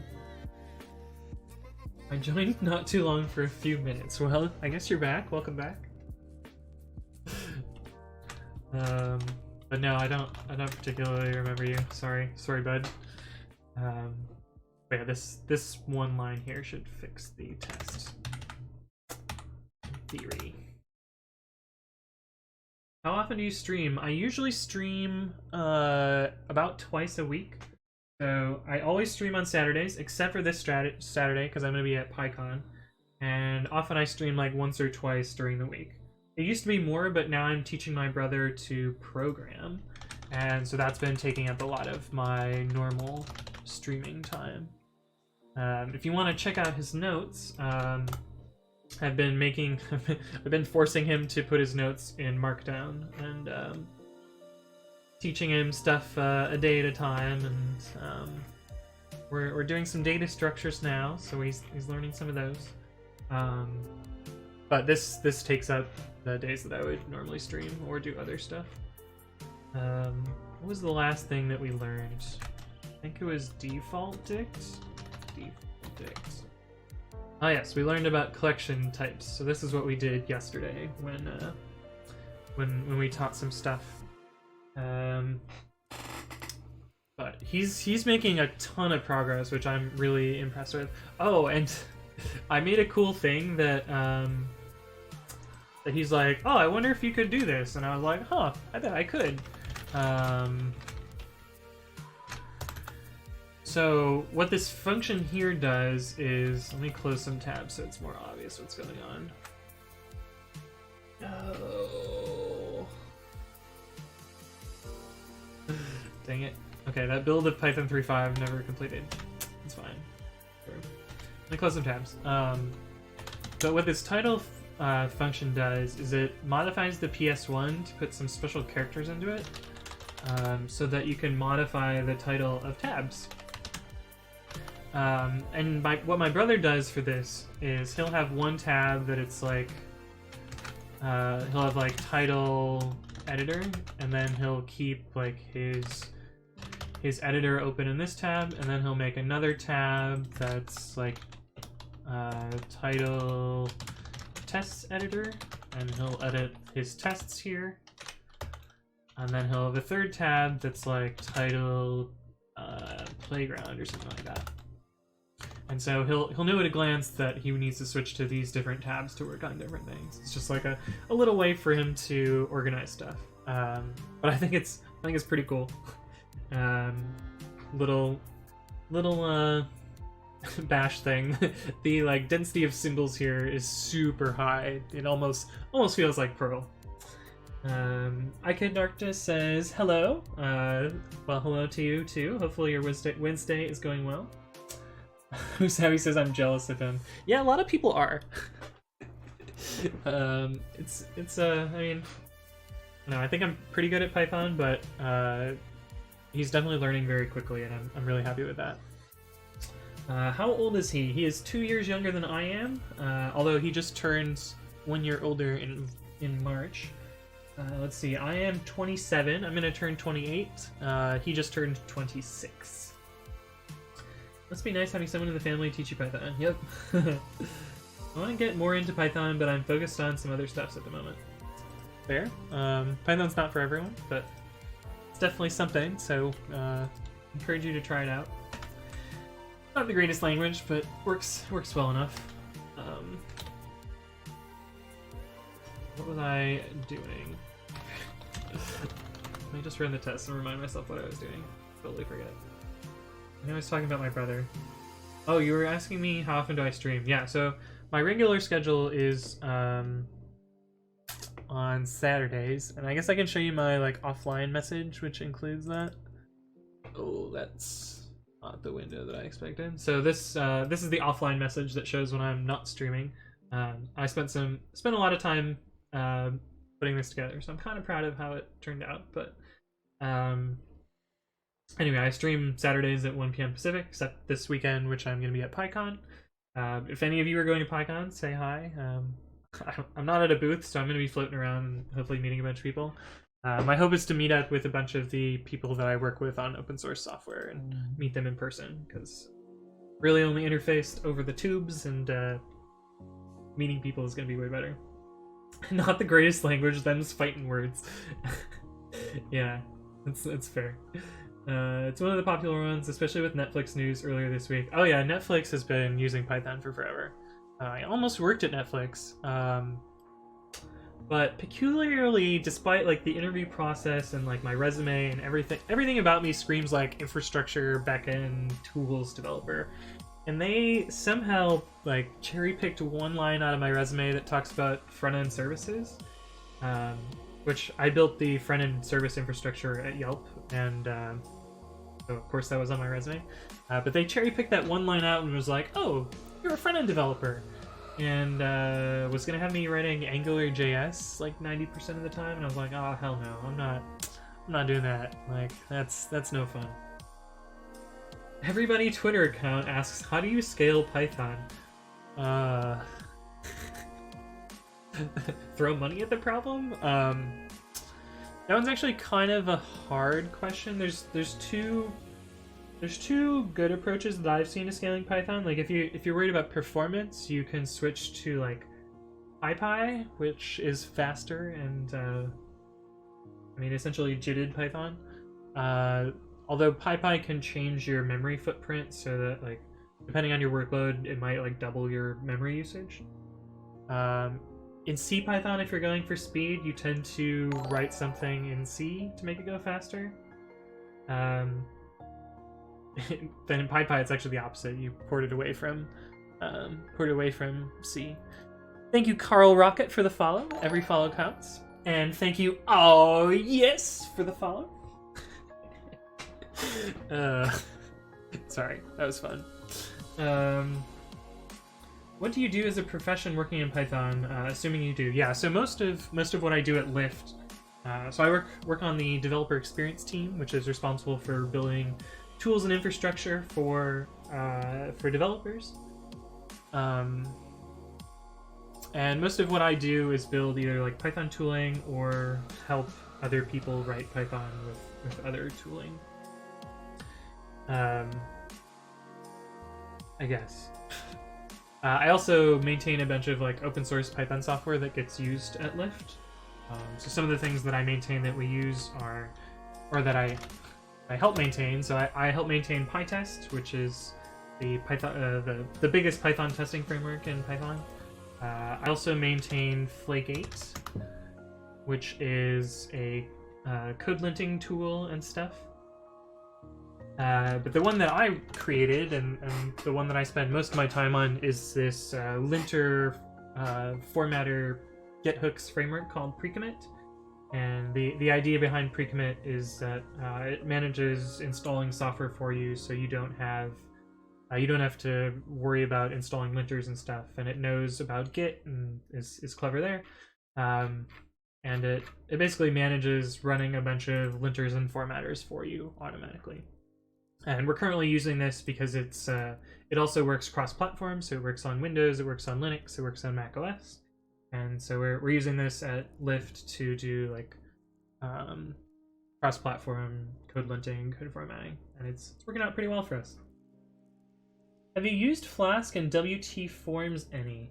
I'm working on a project and creating a web form that does a lot on the back end. Yes, I have used a lot of Flask. I've only used a little bit of WT Forms, or WTF Forms, as I called it. I don't know how you pronounce it because I've only ever read it. But yeah, I've used a lot of Flask, not so much WT Forms, a little bit. I actually used it in Pyramid, I think. Or does it only work for Flask? I forget.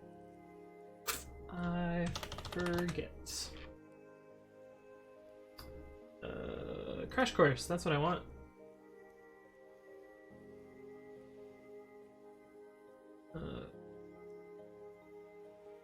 This is it with Flask. Make sure you can do it without Flask though. Yeah, you just pass in like a multi-dict type structure. So yeah, I've used it before. I'm by no means an expert on WT Forms. I'm pretty good at using Flask, and that's what all the Python services at Lyft use, are Flask services. Oh right, I was looking at the diff. Is there like a Python roadmap you'd recommend following? I've always said what the forms. That's pretty good too. I think I'm gonna steal that. That's my new headcanon. What the forms. It works. Is there a Python roadmap you'd recommend following? What do you mean by Python roadmap? Do you mean like direction that the language is going in, or like features that are being added, or what? I'm not sure what you're asking is kind of my question here. The stuff that I follow to keep up with Python is kind of threefold. So one of the things that I look at is the PEPs, which is the Python enhancement proposals. And so this is like when major changes to the languages are coming up, or to the languages coming up, people will people will propose like, this is why we need this feature, this is what it'll do, this is what syntax it'll change, this is a new module, things like that. And there's proposal documents here that go over those, and so these are often useful to follow for what's going to change in the language. Oh, you guys mean like learning curve. Oh, okay. So like, I'm going on a complete tangent then.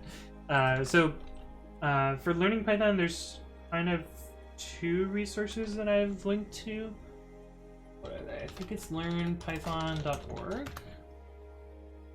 Yeah, so I've gone through this one. This one is pretty good. At least for the like basics portion. There's some of this stuff that's a little bit dated, like the string formatting stuff doesn't mention fstrings at all and uses the %s format, which is like the kind of old formatting. I wish it didn't do that, because like I'd like to stop seeing this. Hey, what's up, Buckbomb56? Thank you for the follow. Every follow counts. But yeah, I've gone through, or like I had my brother go through Learn Python, and it's pretty good. He got kind of frustrated with some of this stuff because it's like super basic, and then like he got bored with some of the earlier stuff, and then got ahead of himself when he got to loops, and he's like, oh wait a minute, why is it talking about X range, and like what is X range? It doesn't work on my interpreter. And it's like some of this is still Python 2 stuff. This isn't, I mean, it's not great, but it's a good like starter project, I guess. What's the other one called? The problem is I don't go to these very often. There was one posted in, I think, the last stream, but I'd have to look through like 4 hours of footage to find it. But someone was talking about another free online course. But I think, like, for the most part, you can just like Google Learn Python, and there's a bunch of different stuff that comes up, and they're all pretty good. As for like actually learning a language, I think the best way to learn programming is to like have an idea for a project and try and complete it. And a lot of that's going to involve like using Google to figure out the stuff you don't know, and like diving into each of those different portions, and like learn like, it's kind of trial by fire, but like learn by doing. I think, at least personally, I learn better by just like trying something and like doing it until it works. Like for instance, there's a chat bot in Twitch right now. It doesn't have very many commands, but I wanted to learn the async IO paradigm for Python, and so I was like, wow, I'll just implement a Twitch bot from scratch with async IO. And so like I learned a little bit about how to make that happen, and like async await sort of thing. And it kind of works. There's a few commands. And my bottle reply. Oh, I meant to say found help, whatever. But I don't know. Learn by doing is, I guess, my advice here.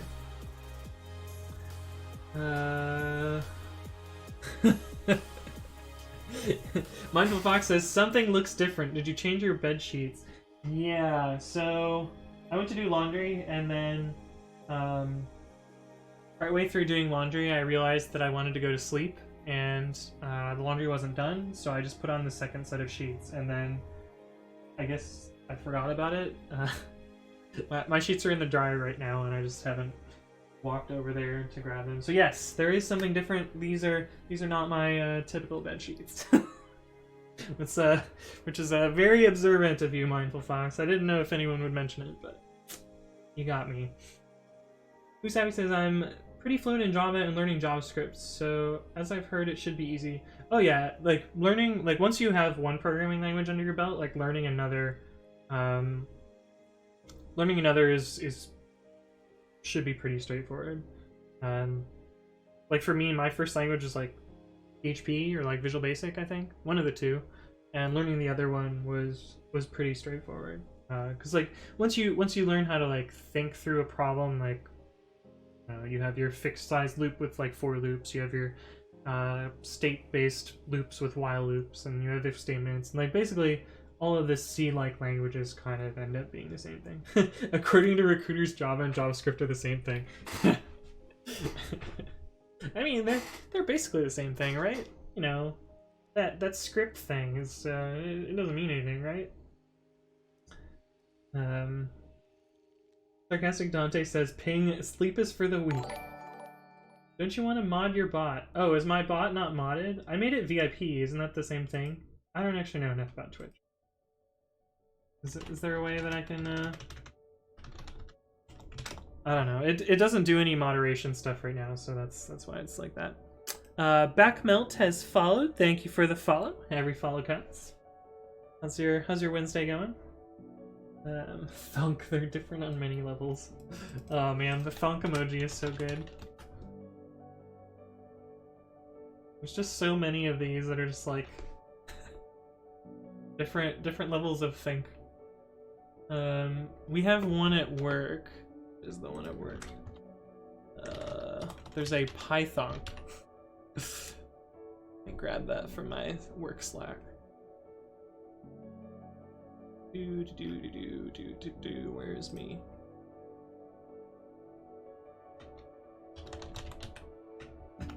So I implemented this slash command. Oh, can I show this? Yeah, I think I can show this. There's nothing proprietary here. So I implemented a slash command in Slack called big emoji. So normally in Slack you get emojis that are this size. But I was like, that's not big enough. We need big emoji. And so I implemented a slash command for this. And apparently this is like one of the most used commands at Lyft now. But anyway, this is Python, which is pretty good. But can you link that big emoji image? Yes. How do I get that back? Yes, so then you can use it in your Slacks or in your whatever's link location. Meme 8 out of 10. You work for Lyft. Yes, I do work for Lyft. Yes, there's one of my... Let me get my favorite Slack emojis. Let me get the other ones. What is that other Slack I'm part of?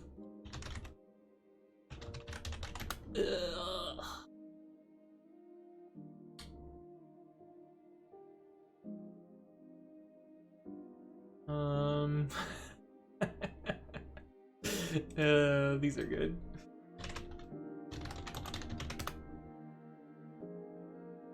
So this one, put in chat. This is Party Dumpster Fire.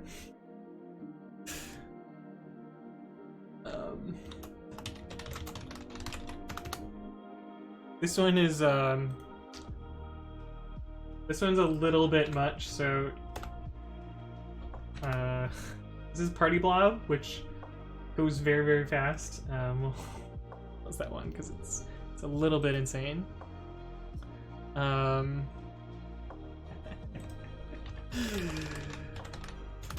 This is one that I use way too often. This one is Party Try Not to Cry.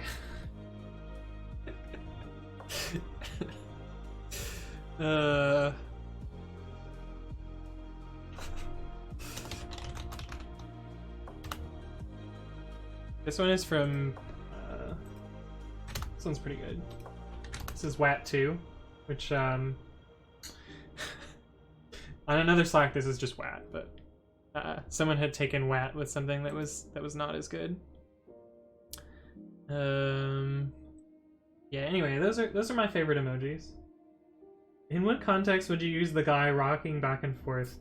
So occasionally I find code that is just makes me want to curl up in the fetal position and pretend that I never saw it. And so that's when I use that one. Or also like when sad things happen. I don't know, it's one of those like existential crisis ones. To me IRL for me IRL. Yeah. But anyway.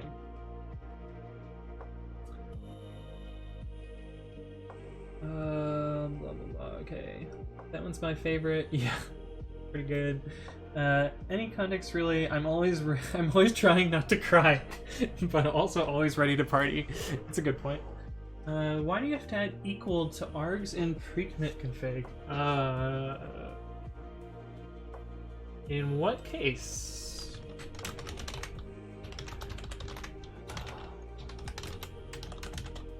I don't think you do. All equals grep. That's what I want.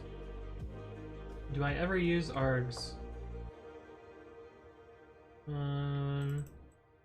This one is.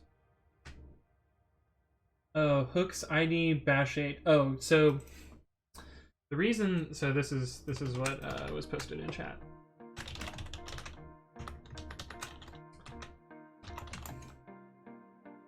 So say we had the repo with the rev and hooks. So you have this right now, E006. So what this actually is in YAML, we grab this. Ops VM bin python import YAML this guy. So what this actually ends up, oh yeah, shush. Unsafe YAML. So what this actually ends up being is a list containing a string with a space in it. And so if you were to run that on the command line, it would look like this. -I E006, which isn't valid like operator syntax. Like what you would really want is this to be two separate arguments, like this.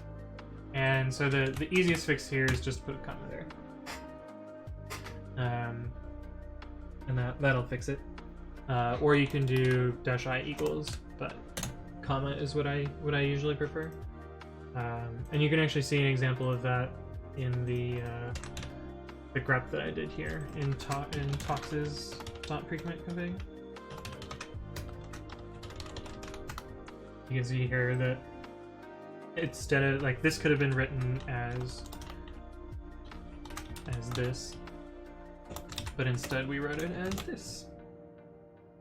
But yeah, that's just because YAML is YAML. This is a list and not a string. It originally was a string, but then it confused people, so I switched it to a list. This one is still, or entry is still a string. Do we have any entries here? No.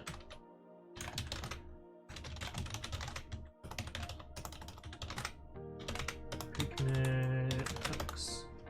Like, this is still a string here, and this gets schlexed out to different parts. YAML is wonderful. Some of my favorite YAML things. I have a YouTube video about this. From way back when. This one. So if you want to check out this video, it's pretty great. Here's the actual code portion.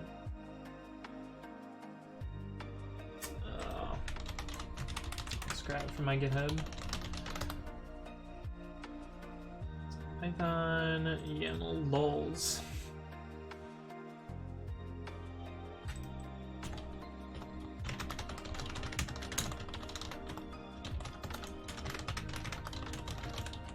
Oh, I did that wrong.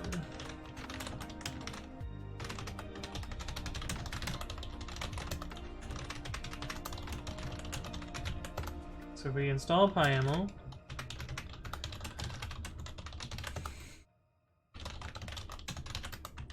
And I load this weird looking object, which is bang bang python object apply. I probably need to install old YAML. So they've fixed this in PyYAML 5.1, so this should error. Yeah. Constructor error. While constructing a Python instance, expected a class but found built-in function or method. So if we go back to the old version, I guess they fixed it, so that part's good, at least. Oh. But anyway, used to be able to load this weird-looking object, which would call os.system and pass in these arguments. So you can get a shell from YAML. And this 0 is actually the return value of os.system. So you used to be able to do real sketch stuff with YAML. I'm glad it's like kind of fixed now. It's still not 100% fixed, but you used to be able to do very, very, very terrible things with YAML. But anyway, that YouTube video goes into more details about that. It's pretty whack. Oh yeah, that's what the intro of this video is. It's just me saying video. Wait. Whack. Whack.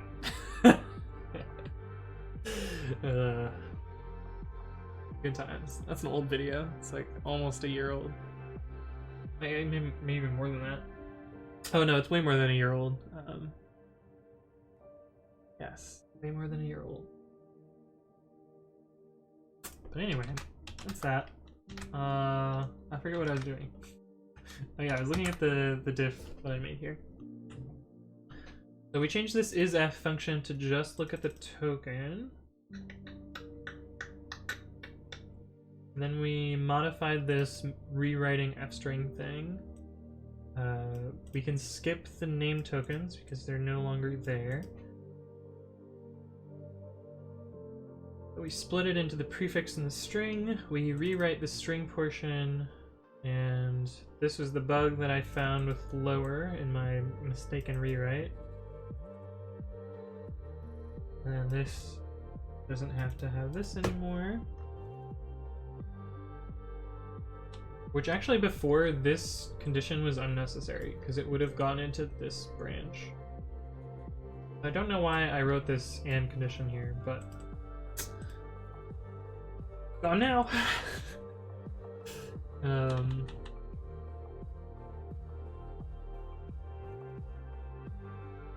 Okay, so we added some new functions here.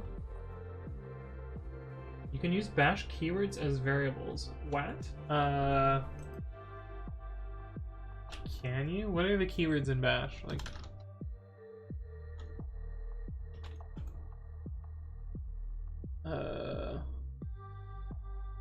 wait, what keywords are there in bash? Oh, like while? Oh god.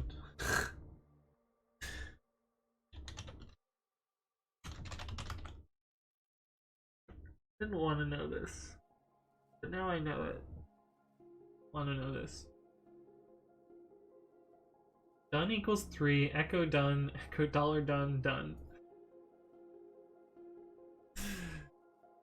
Oh, that does lots and lots of 3 dones.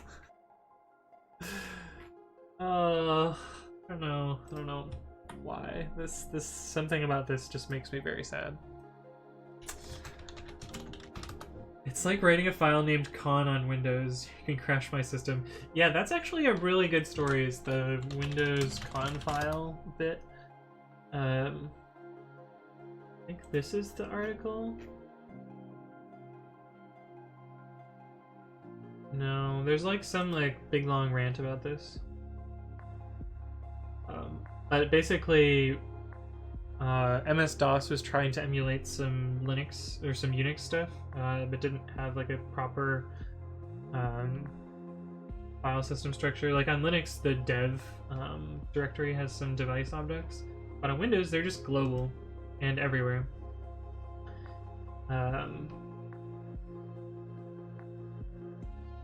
And there's this like big long prose about it, but I don't apparently haven't found it. But it's a pretty good article. If I wish I could find it, because then you guys could read it. But I don't know. I've read an article in the past about Con and all that other stuff, and it was pretty good. But basically, those names are still reserved in Windows, and trying to interact with them can do weird things. You used to be able to like write data to a file called PRN, and that would print it with a literal printer, which is pretty good.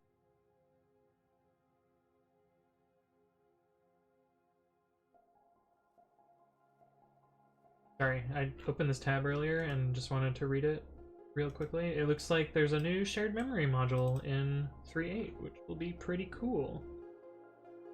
System V style. I don't know what that means. I assume it means like sysv in it.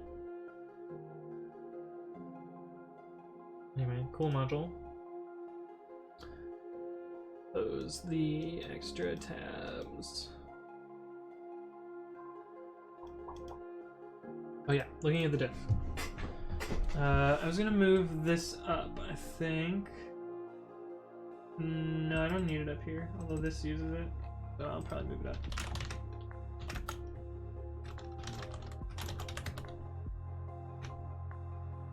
Oh, it does use it.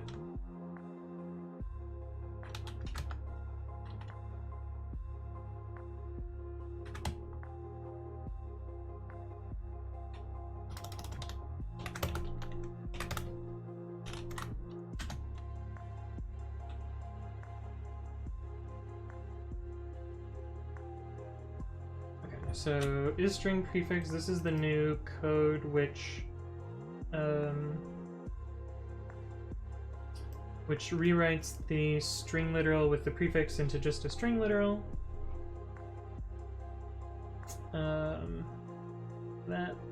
This is the stuff that I stole from PyUpgrade, another thing that I wrote. And then this bit gets simpler, which is nice.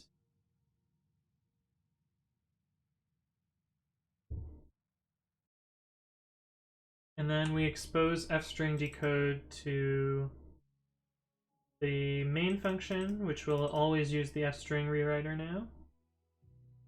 And then we added another extra for tokenize RT. We removed the exfil on this test. We added a test for, why did it show these lines as rewritten?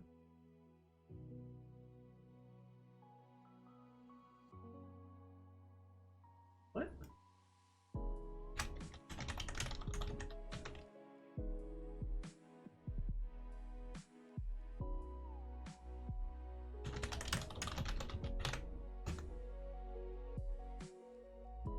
Oh, I duplicated these tests for some reason.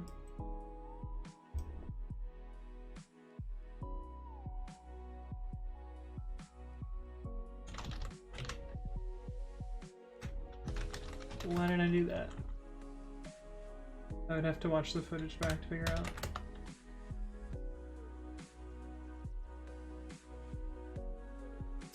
Don't know, but that's fixed now. The last thing to do is to document this. README.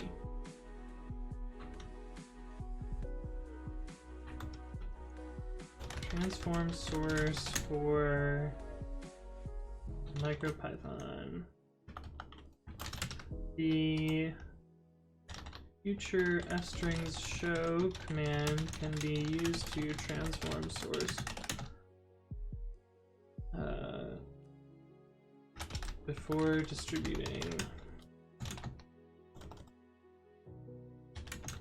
This can allow you to write fstring code, but target platforms which do not support fstrings, such as micropython.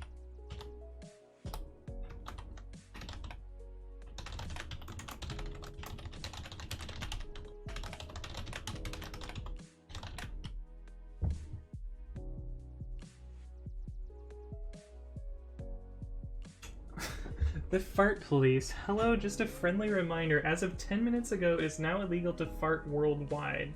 We have advanced fart detection. Please do not try your luck. What? Is this like a...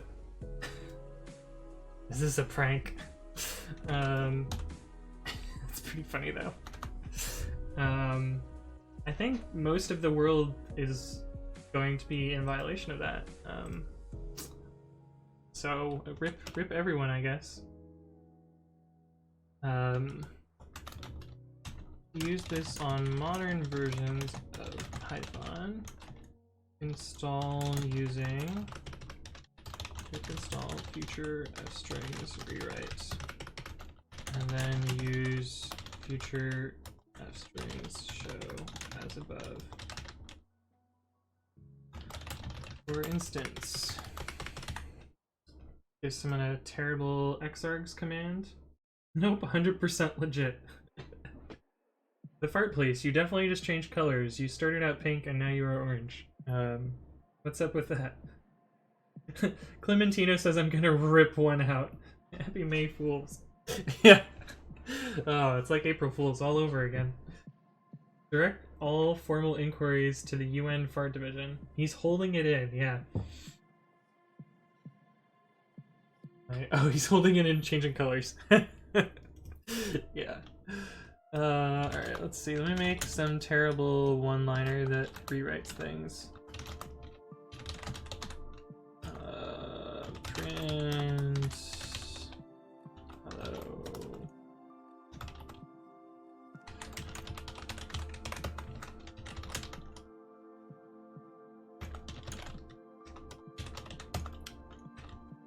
T1 slash...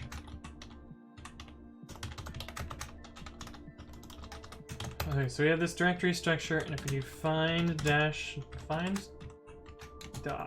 name star.py xargs, we'll do print 0 xargs dash 0 dash I. So this will be BSD xargs compatible.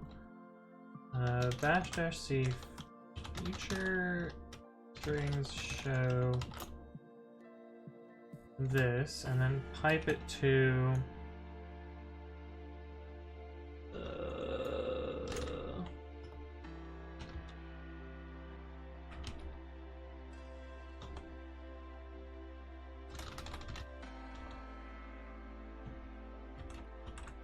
oh, this is gonna be a terrible one-liner.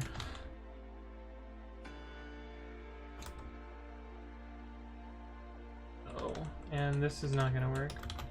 Double quotes.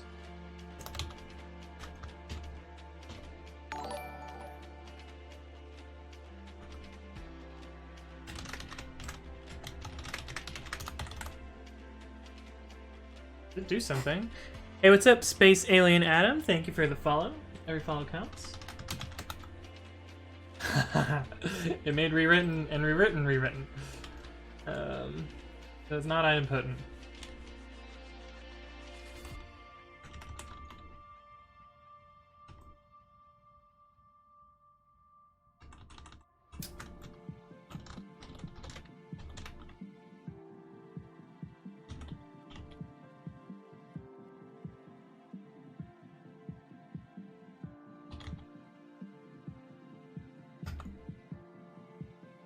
Oh god, what have I done here?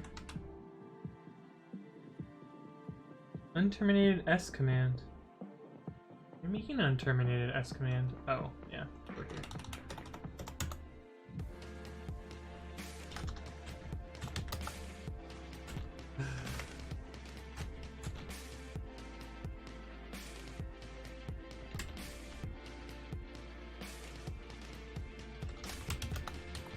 Does this work?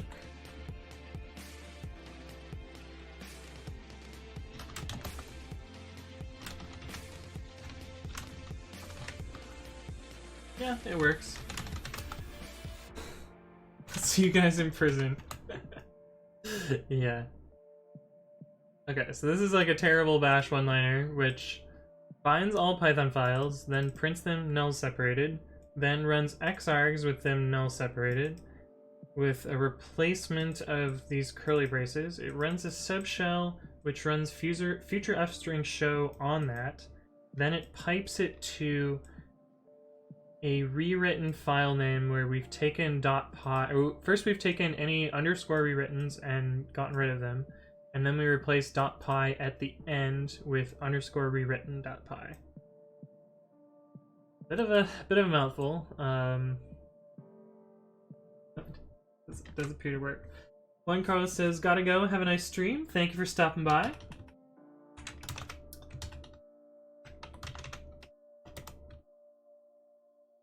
Is this too crazy? There's gotta be a simpler way to do this. I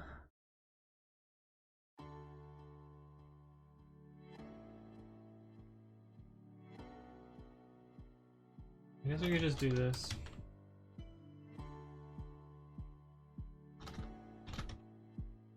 This is a little bit simpler. Oops.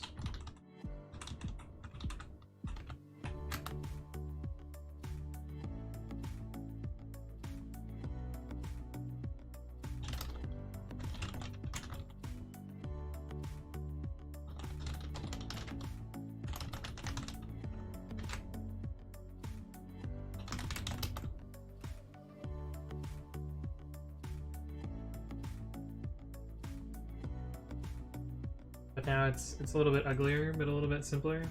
5 a.m. Yeah, you're up late, dude. Get some sleep soon.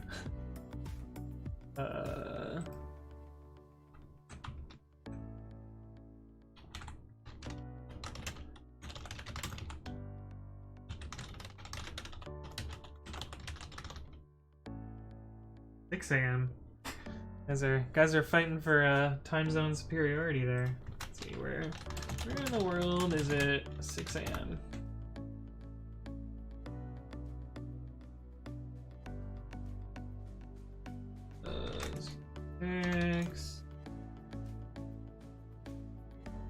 In Beirut, or in Baghdad, or in all of these places. In Russia. I see. Coding never changes. Yeah. I woke up at 4 p.m. yesterday because I went to sleep at 6 a.m. Jesus. Can't remember the last time I woke up. Have I ever woken up that late? Probably at least once. Not a long time.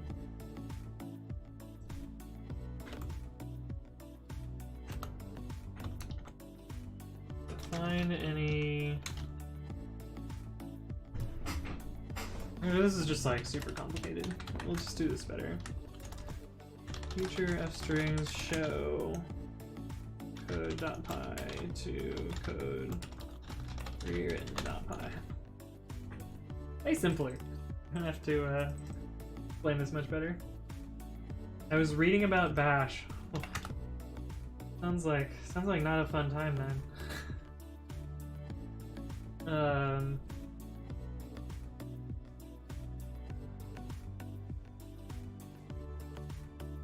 Future-fstrings show command can be used to transform source before distributing. This can allow you to write fstring code to target platforms which do not support fstring, such as micropython, which I linked down here. Use this on modern versions of Python, install using this command, and then use future-fstrings show as above. For instance, this.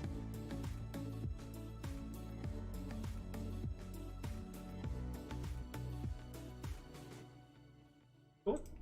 Sounds good.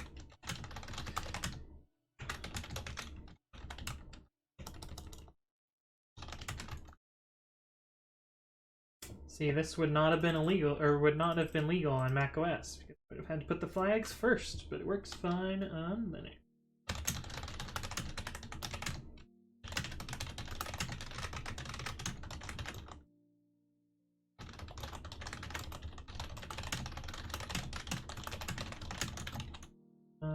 Enable future-fstrings show to rewrite on modern Pythons.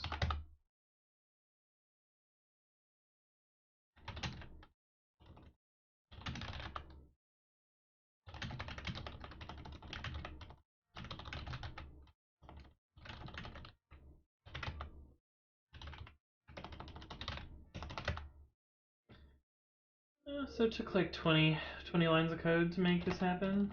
It's not the worst, I guess.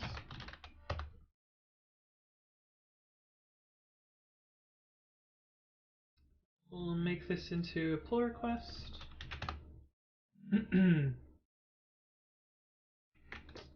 28. Resolves 28. Double review my code. Flags after argument. I mean, it's legal in GNU. It's not legal in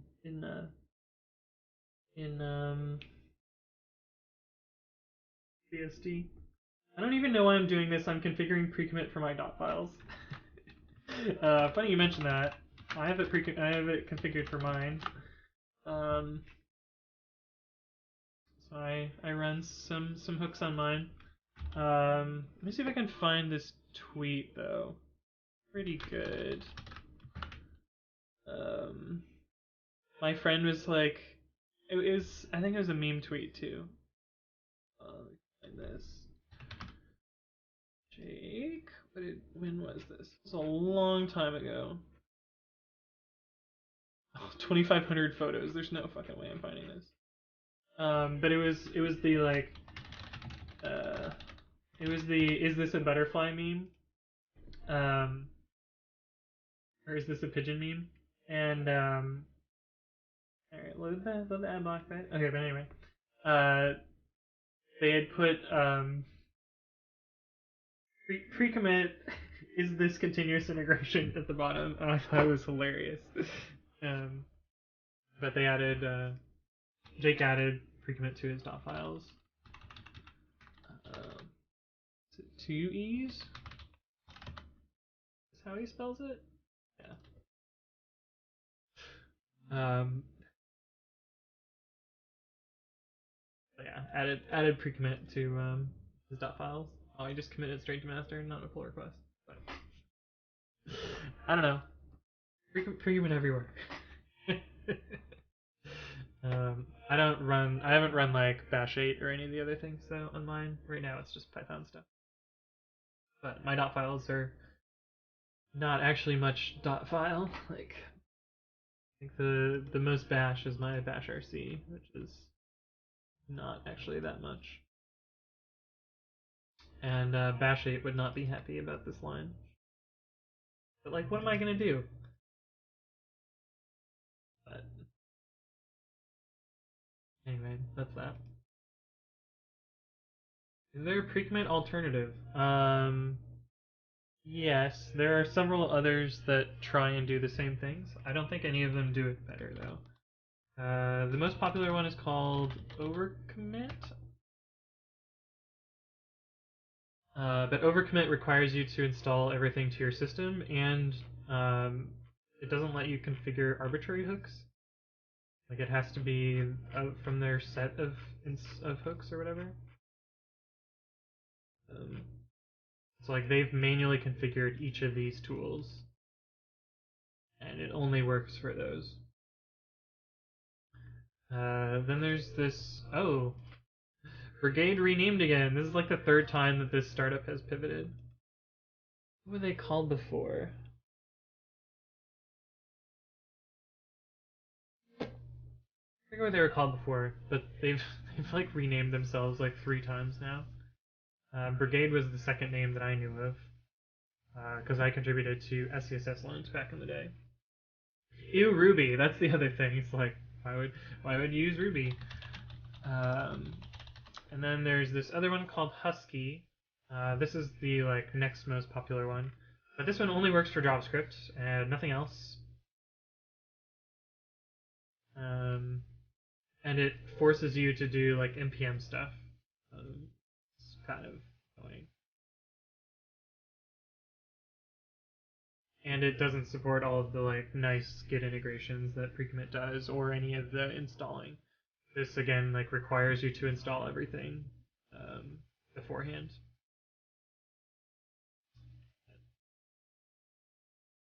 Anyway, Precommit does it better. The best part is you can actually run overcommit and Husky as a precommit plugin, which is pretty good. Look at this shit, even Docker and stuff. Wow. Are you really using Docker in your precommit config? This isn't Docker. Oh, but do you have Docker in here? You have a Docker file for your... Oh my goodness.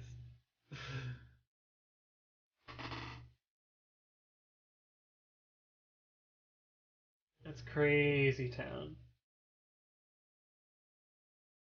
We went to latest. That's pretty brave. You're gonna end up with the non-LTS releases.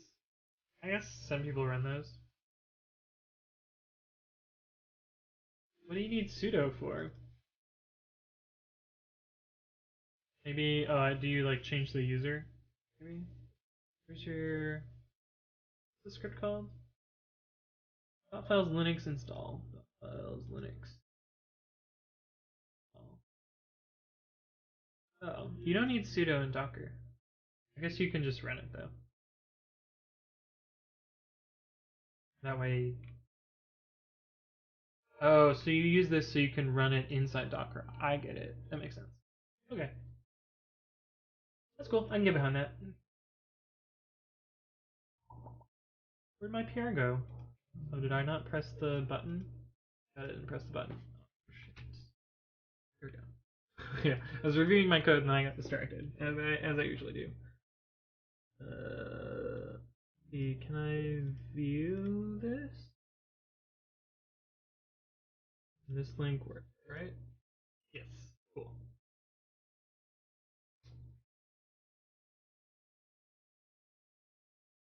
Cool. That works. And this is the code that we already looked at. I have to look at it again. Added some new tests here from the thing I messed up. Good. But I think that's mostly gonna wrap it up for today. It's been, what, 2.5 hours? Maybe I could do one more thing. Turns out if you remove your GPG key, you get the unverified badge. That seems not good. Unverified. Is it red? Is it like worse than the verified badge? I'll look later.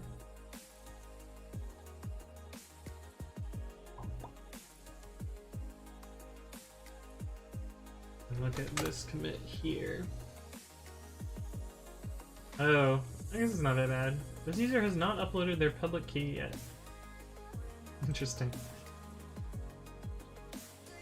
Look at you. You have CI for your dot files. That's taking it to a different level.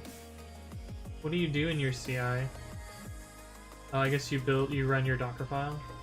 That makes sense.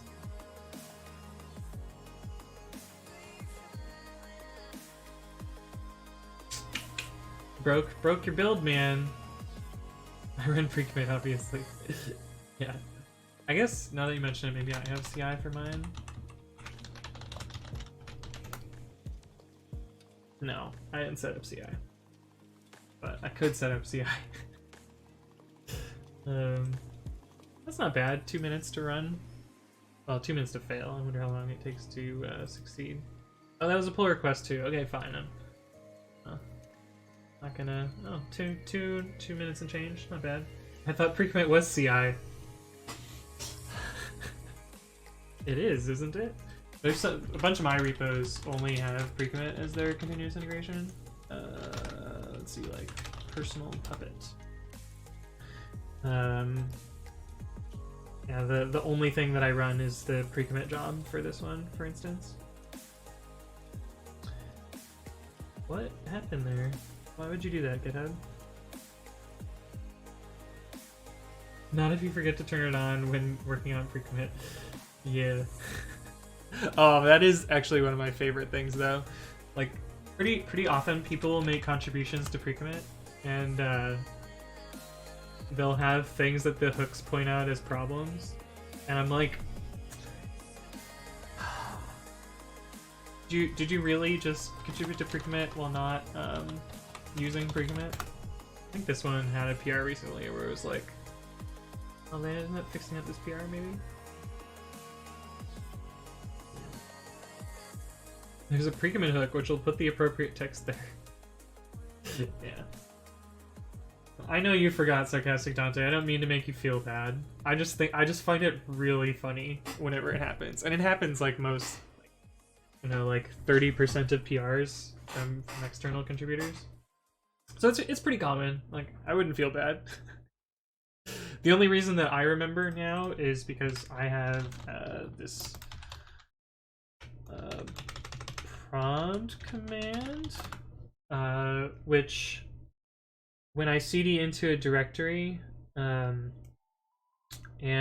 it has a get directory, and there is not a precommit file in the git hooks, and it has a precommit config YAML, and precommit is an executable, then it'll run precommit install automatically. So like if I cd out of this and rm future-fstrings not get hooks precommit. So if I cd into future-fstrings, you'll see that precommit gets installed automatically.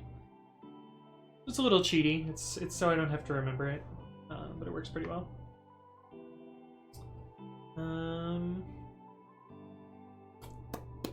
What was I doing? Oh, I was merging that PR. Assuming it passed by now.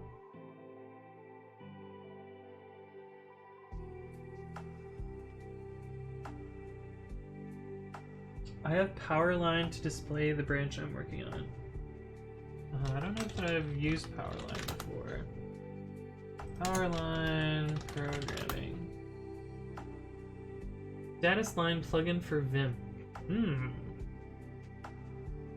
Oh, I've seen this before. Yeah, someone at work uses this. Looks good. But I'm not cool enough to use Vim. That's the one funny thing whenever people ask me about what I'm teaching my brother for programming. I'm actually teaching him Vim so that people don't make fun of him like they make fun of me. But my brother might actually be better at Vim than I am. Oh, it's for Bash, Vim, and Tmux and other stuff? Oh. This one just seems to be the Vim plugin. Oh, and it provides for other things. I see. I think the one that I've seen is for Tmux. So I think you're definitely right. Now that I think about it. Python 2.6.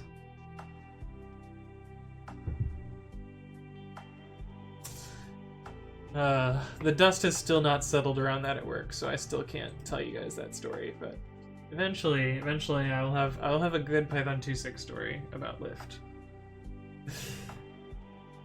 It's very sad. It's pretty try not to cry. That's the feel that I get from that. Where is that emoji? Pretty blob, party try not to cry. This is how I feel about Python 2.6 at Lyft. What is my job? I work as a infrastructure engineer at Lyft. I work on the developer experience team, where I build tools and software for developers. The goal of my team is to make developers as productive as possible. It turns out it's a really hard problem, so we try our best, but I don't know. It's hard. It's so hard to make developers productive. But we spend a lot of time partying and trying not to cry. But I kid. It's actually pretty good, but I just like this emoji. That is that. Cool. So this passes now. So I guess I'll merge it and make a release. And then read about it to the PyCon people. Yeah, because the reason that I wanted to do this was so that I can use fstrings in MicroPython, which I think I'm about to get a MicroPython device at PyCon if all of the like Twitter rumors are true. So it'll be cool to be able to use that.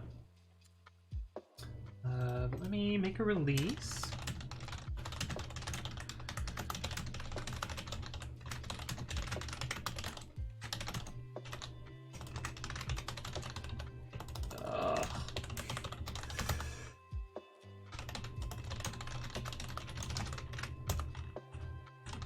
Oh, the last release was 1.0.0. So what did I change in 1.0? Maybe I just like finally was like, fuck it, we're gonna go 1.0.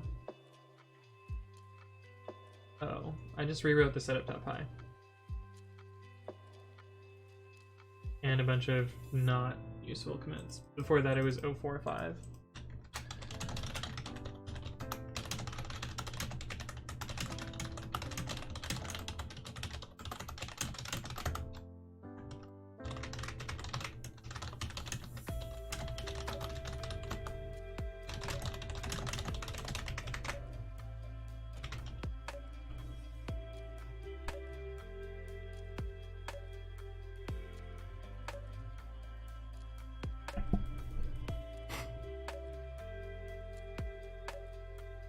To know if you can show that on stream, lift developer experience, making them productive. All right, let me show it off.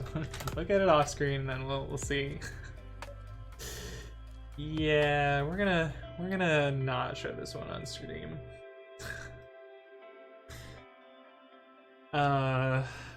Unfortunately our developer experience team actually doesn't have that much like influence power yet. Like most of our ways that we're forcing people to be more productive is by like adding tests to their repository automatically and not giving them a say in it.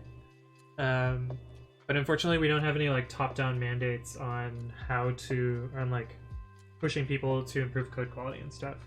But that's coming soon. Top-down is realizing that holy shit, you gotta actually ship quality code to have reliability, and so we'll get there. Thank you, McNuggets10, for the follow. Every follow counts. McNuggets. Mick blobs of maybe meat. Mick questionable meal. Yeah.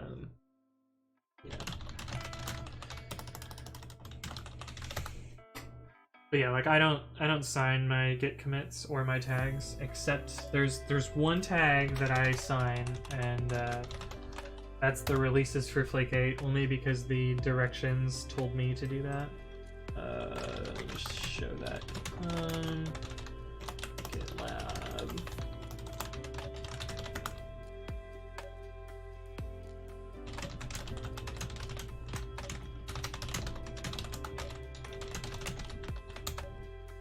Yeah, so here's the tag for 377, which has my GPG signature.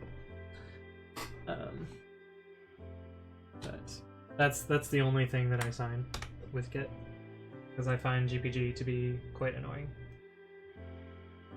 and not worth the hassle. Oh, why did you stop playing? Oh, just next song, I see. DevX at my company is so waste. They literally make random command line wrappers for Docker commands. That's unfortunate. I like to think that my team is actually building useful stuff for people. I mean, we also build the development environment, so without our team, you really wouldn't be able to run services in dev at all. So that part is useful by necessity, I guess. But we also build tools that give people better insight into their code and code formatters and code linters and that sort of stuff. And that part I think is pretty impactful. Kind of like my build.sh and run.sh script. Yeah.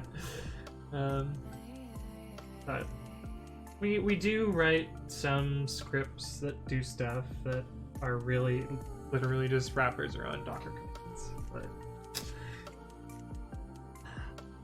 what are you gonna do? Distributing tools is actually really hard, especially when people have Mac laptops. It's like targeting developer tools at macOS is really hard because it's such a crippled operating system. And so a lot of times, like resorting to Docker, where you can install reasonable software and have like a good baseline of tools to work with, like oh man, the number of different Python versions that people have installed on their Macs is just insane. And like the different environments where like, oh well, your SSL is broken, or you installed PyVenv and so your PyEnv and so your Python is missing the SQLite module because you didn't install libsqlite dev, and it's just like, ugh. Trying to deploy Python code onto a Mac is a pain in the ass. I think DevX is super overlooked these days. Just wish this particular team did something to help. Yeah, I feel you. Fortunately, like, DevX is like a legitimate team at Lyft, and like we actually measure and like work on stuff that improves developer velocity, and I think that's helpful and important.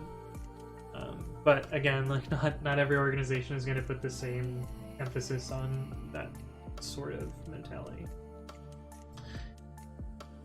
But yeah, I like what I do. I enjoy working on developer experience. I mean, part of it is because I get to leverage a lot of the tools that I have written and see, like, firsthand people reaping the benefits of those sorts of tools. But yeah, I've been streaming for almost 3 hours, and I still need to pack for PyCon. My flight leaves tomorrow, and so I'm probably going to wind the stream down here and then get to packing. But let me do my spiel first, I guess.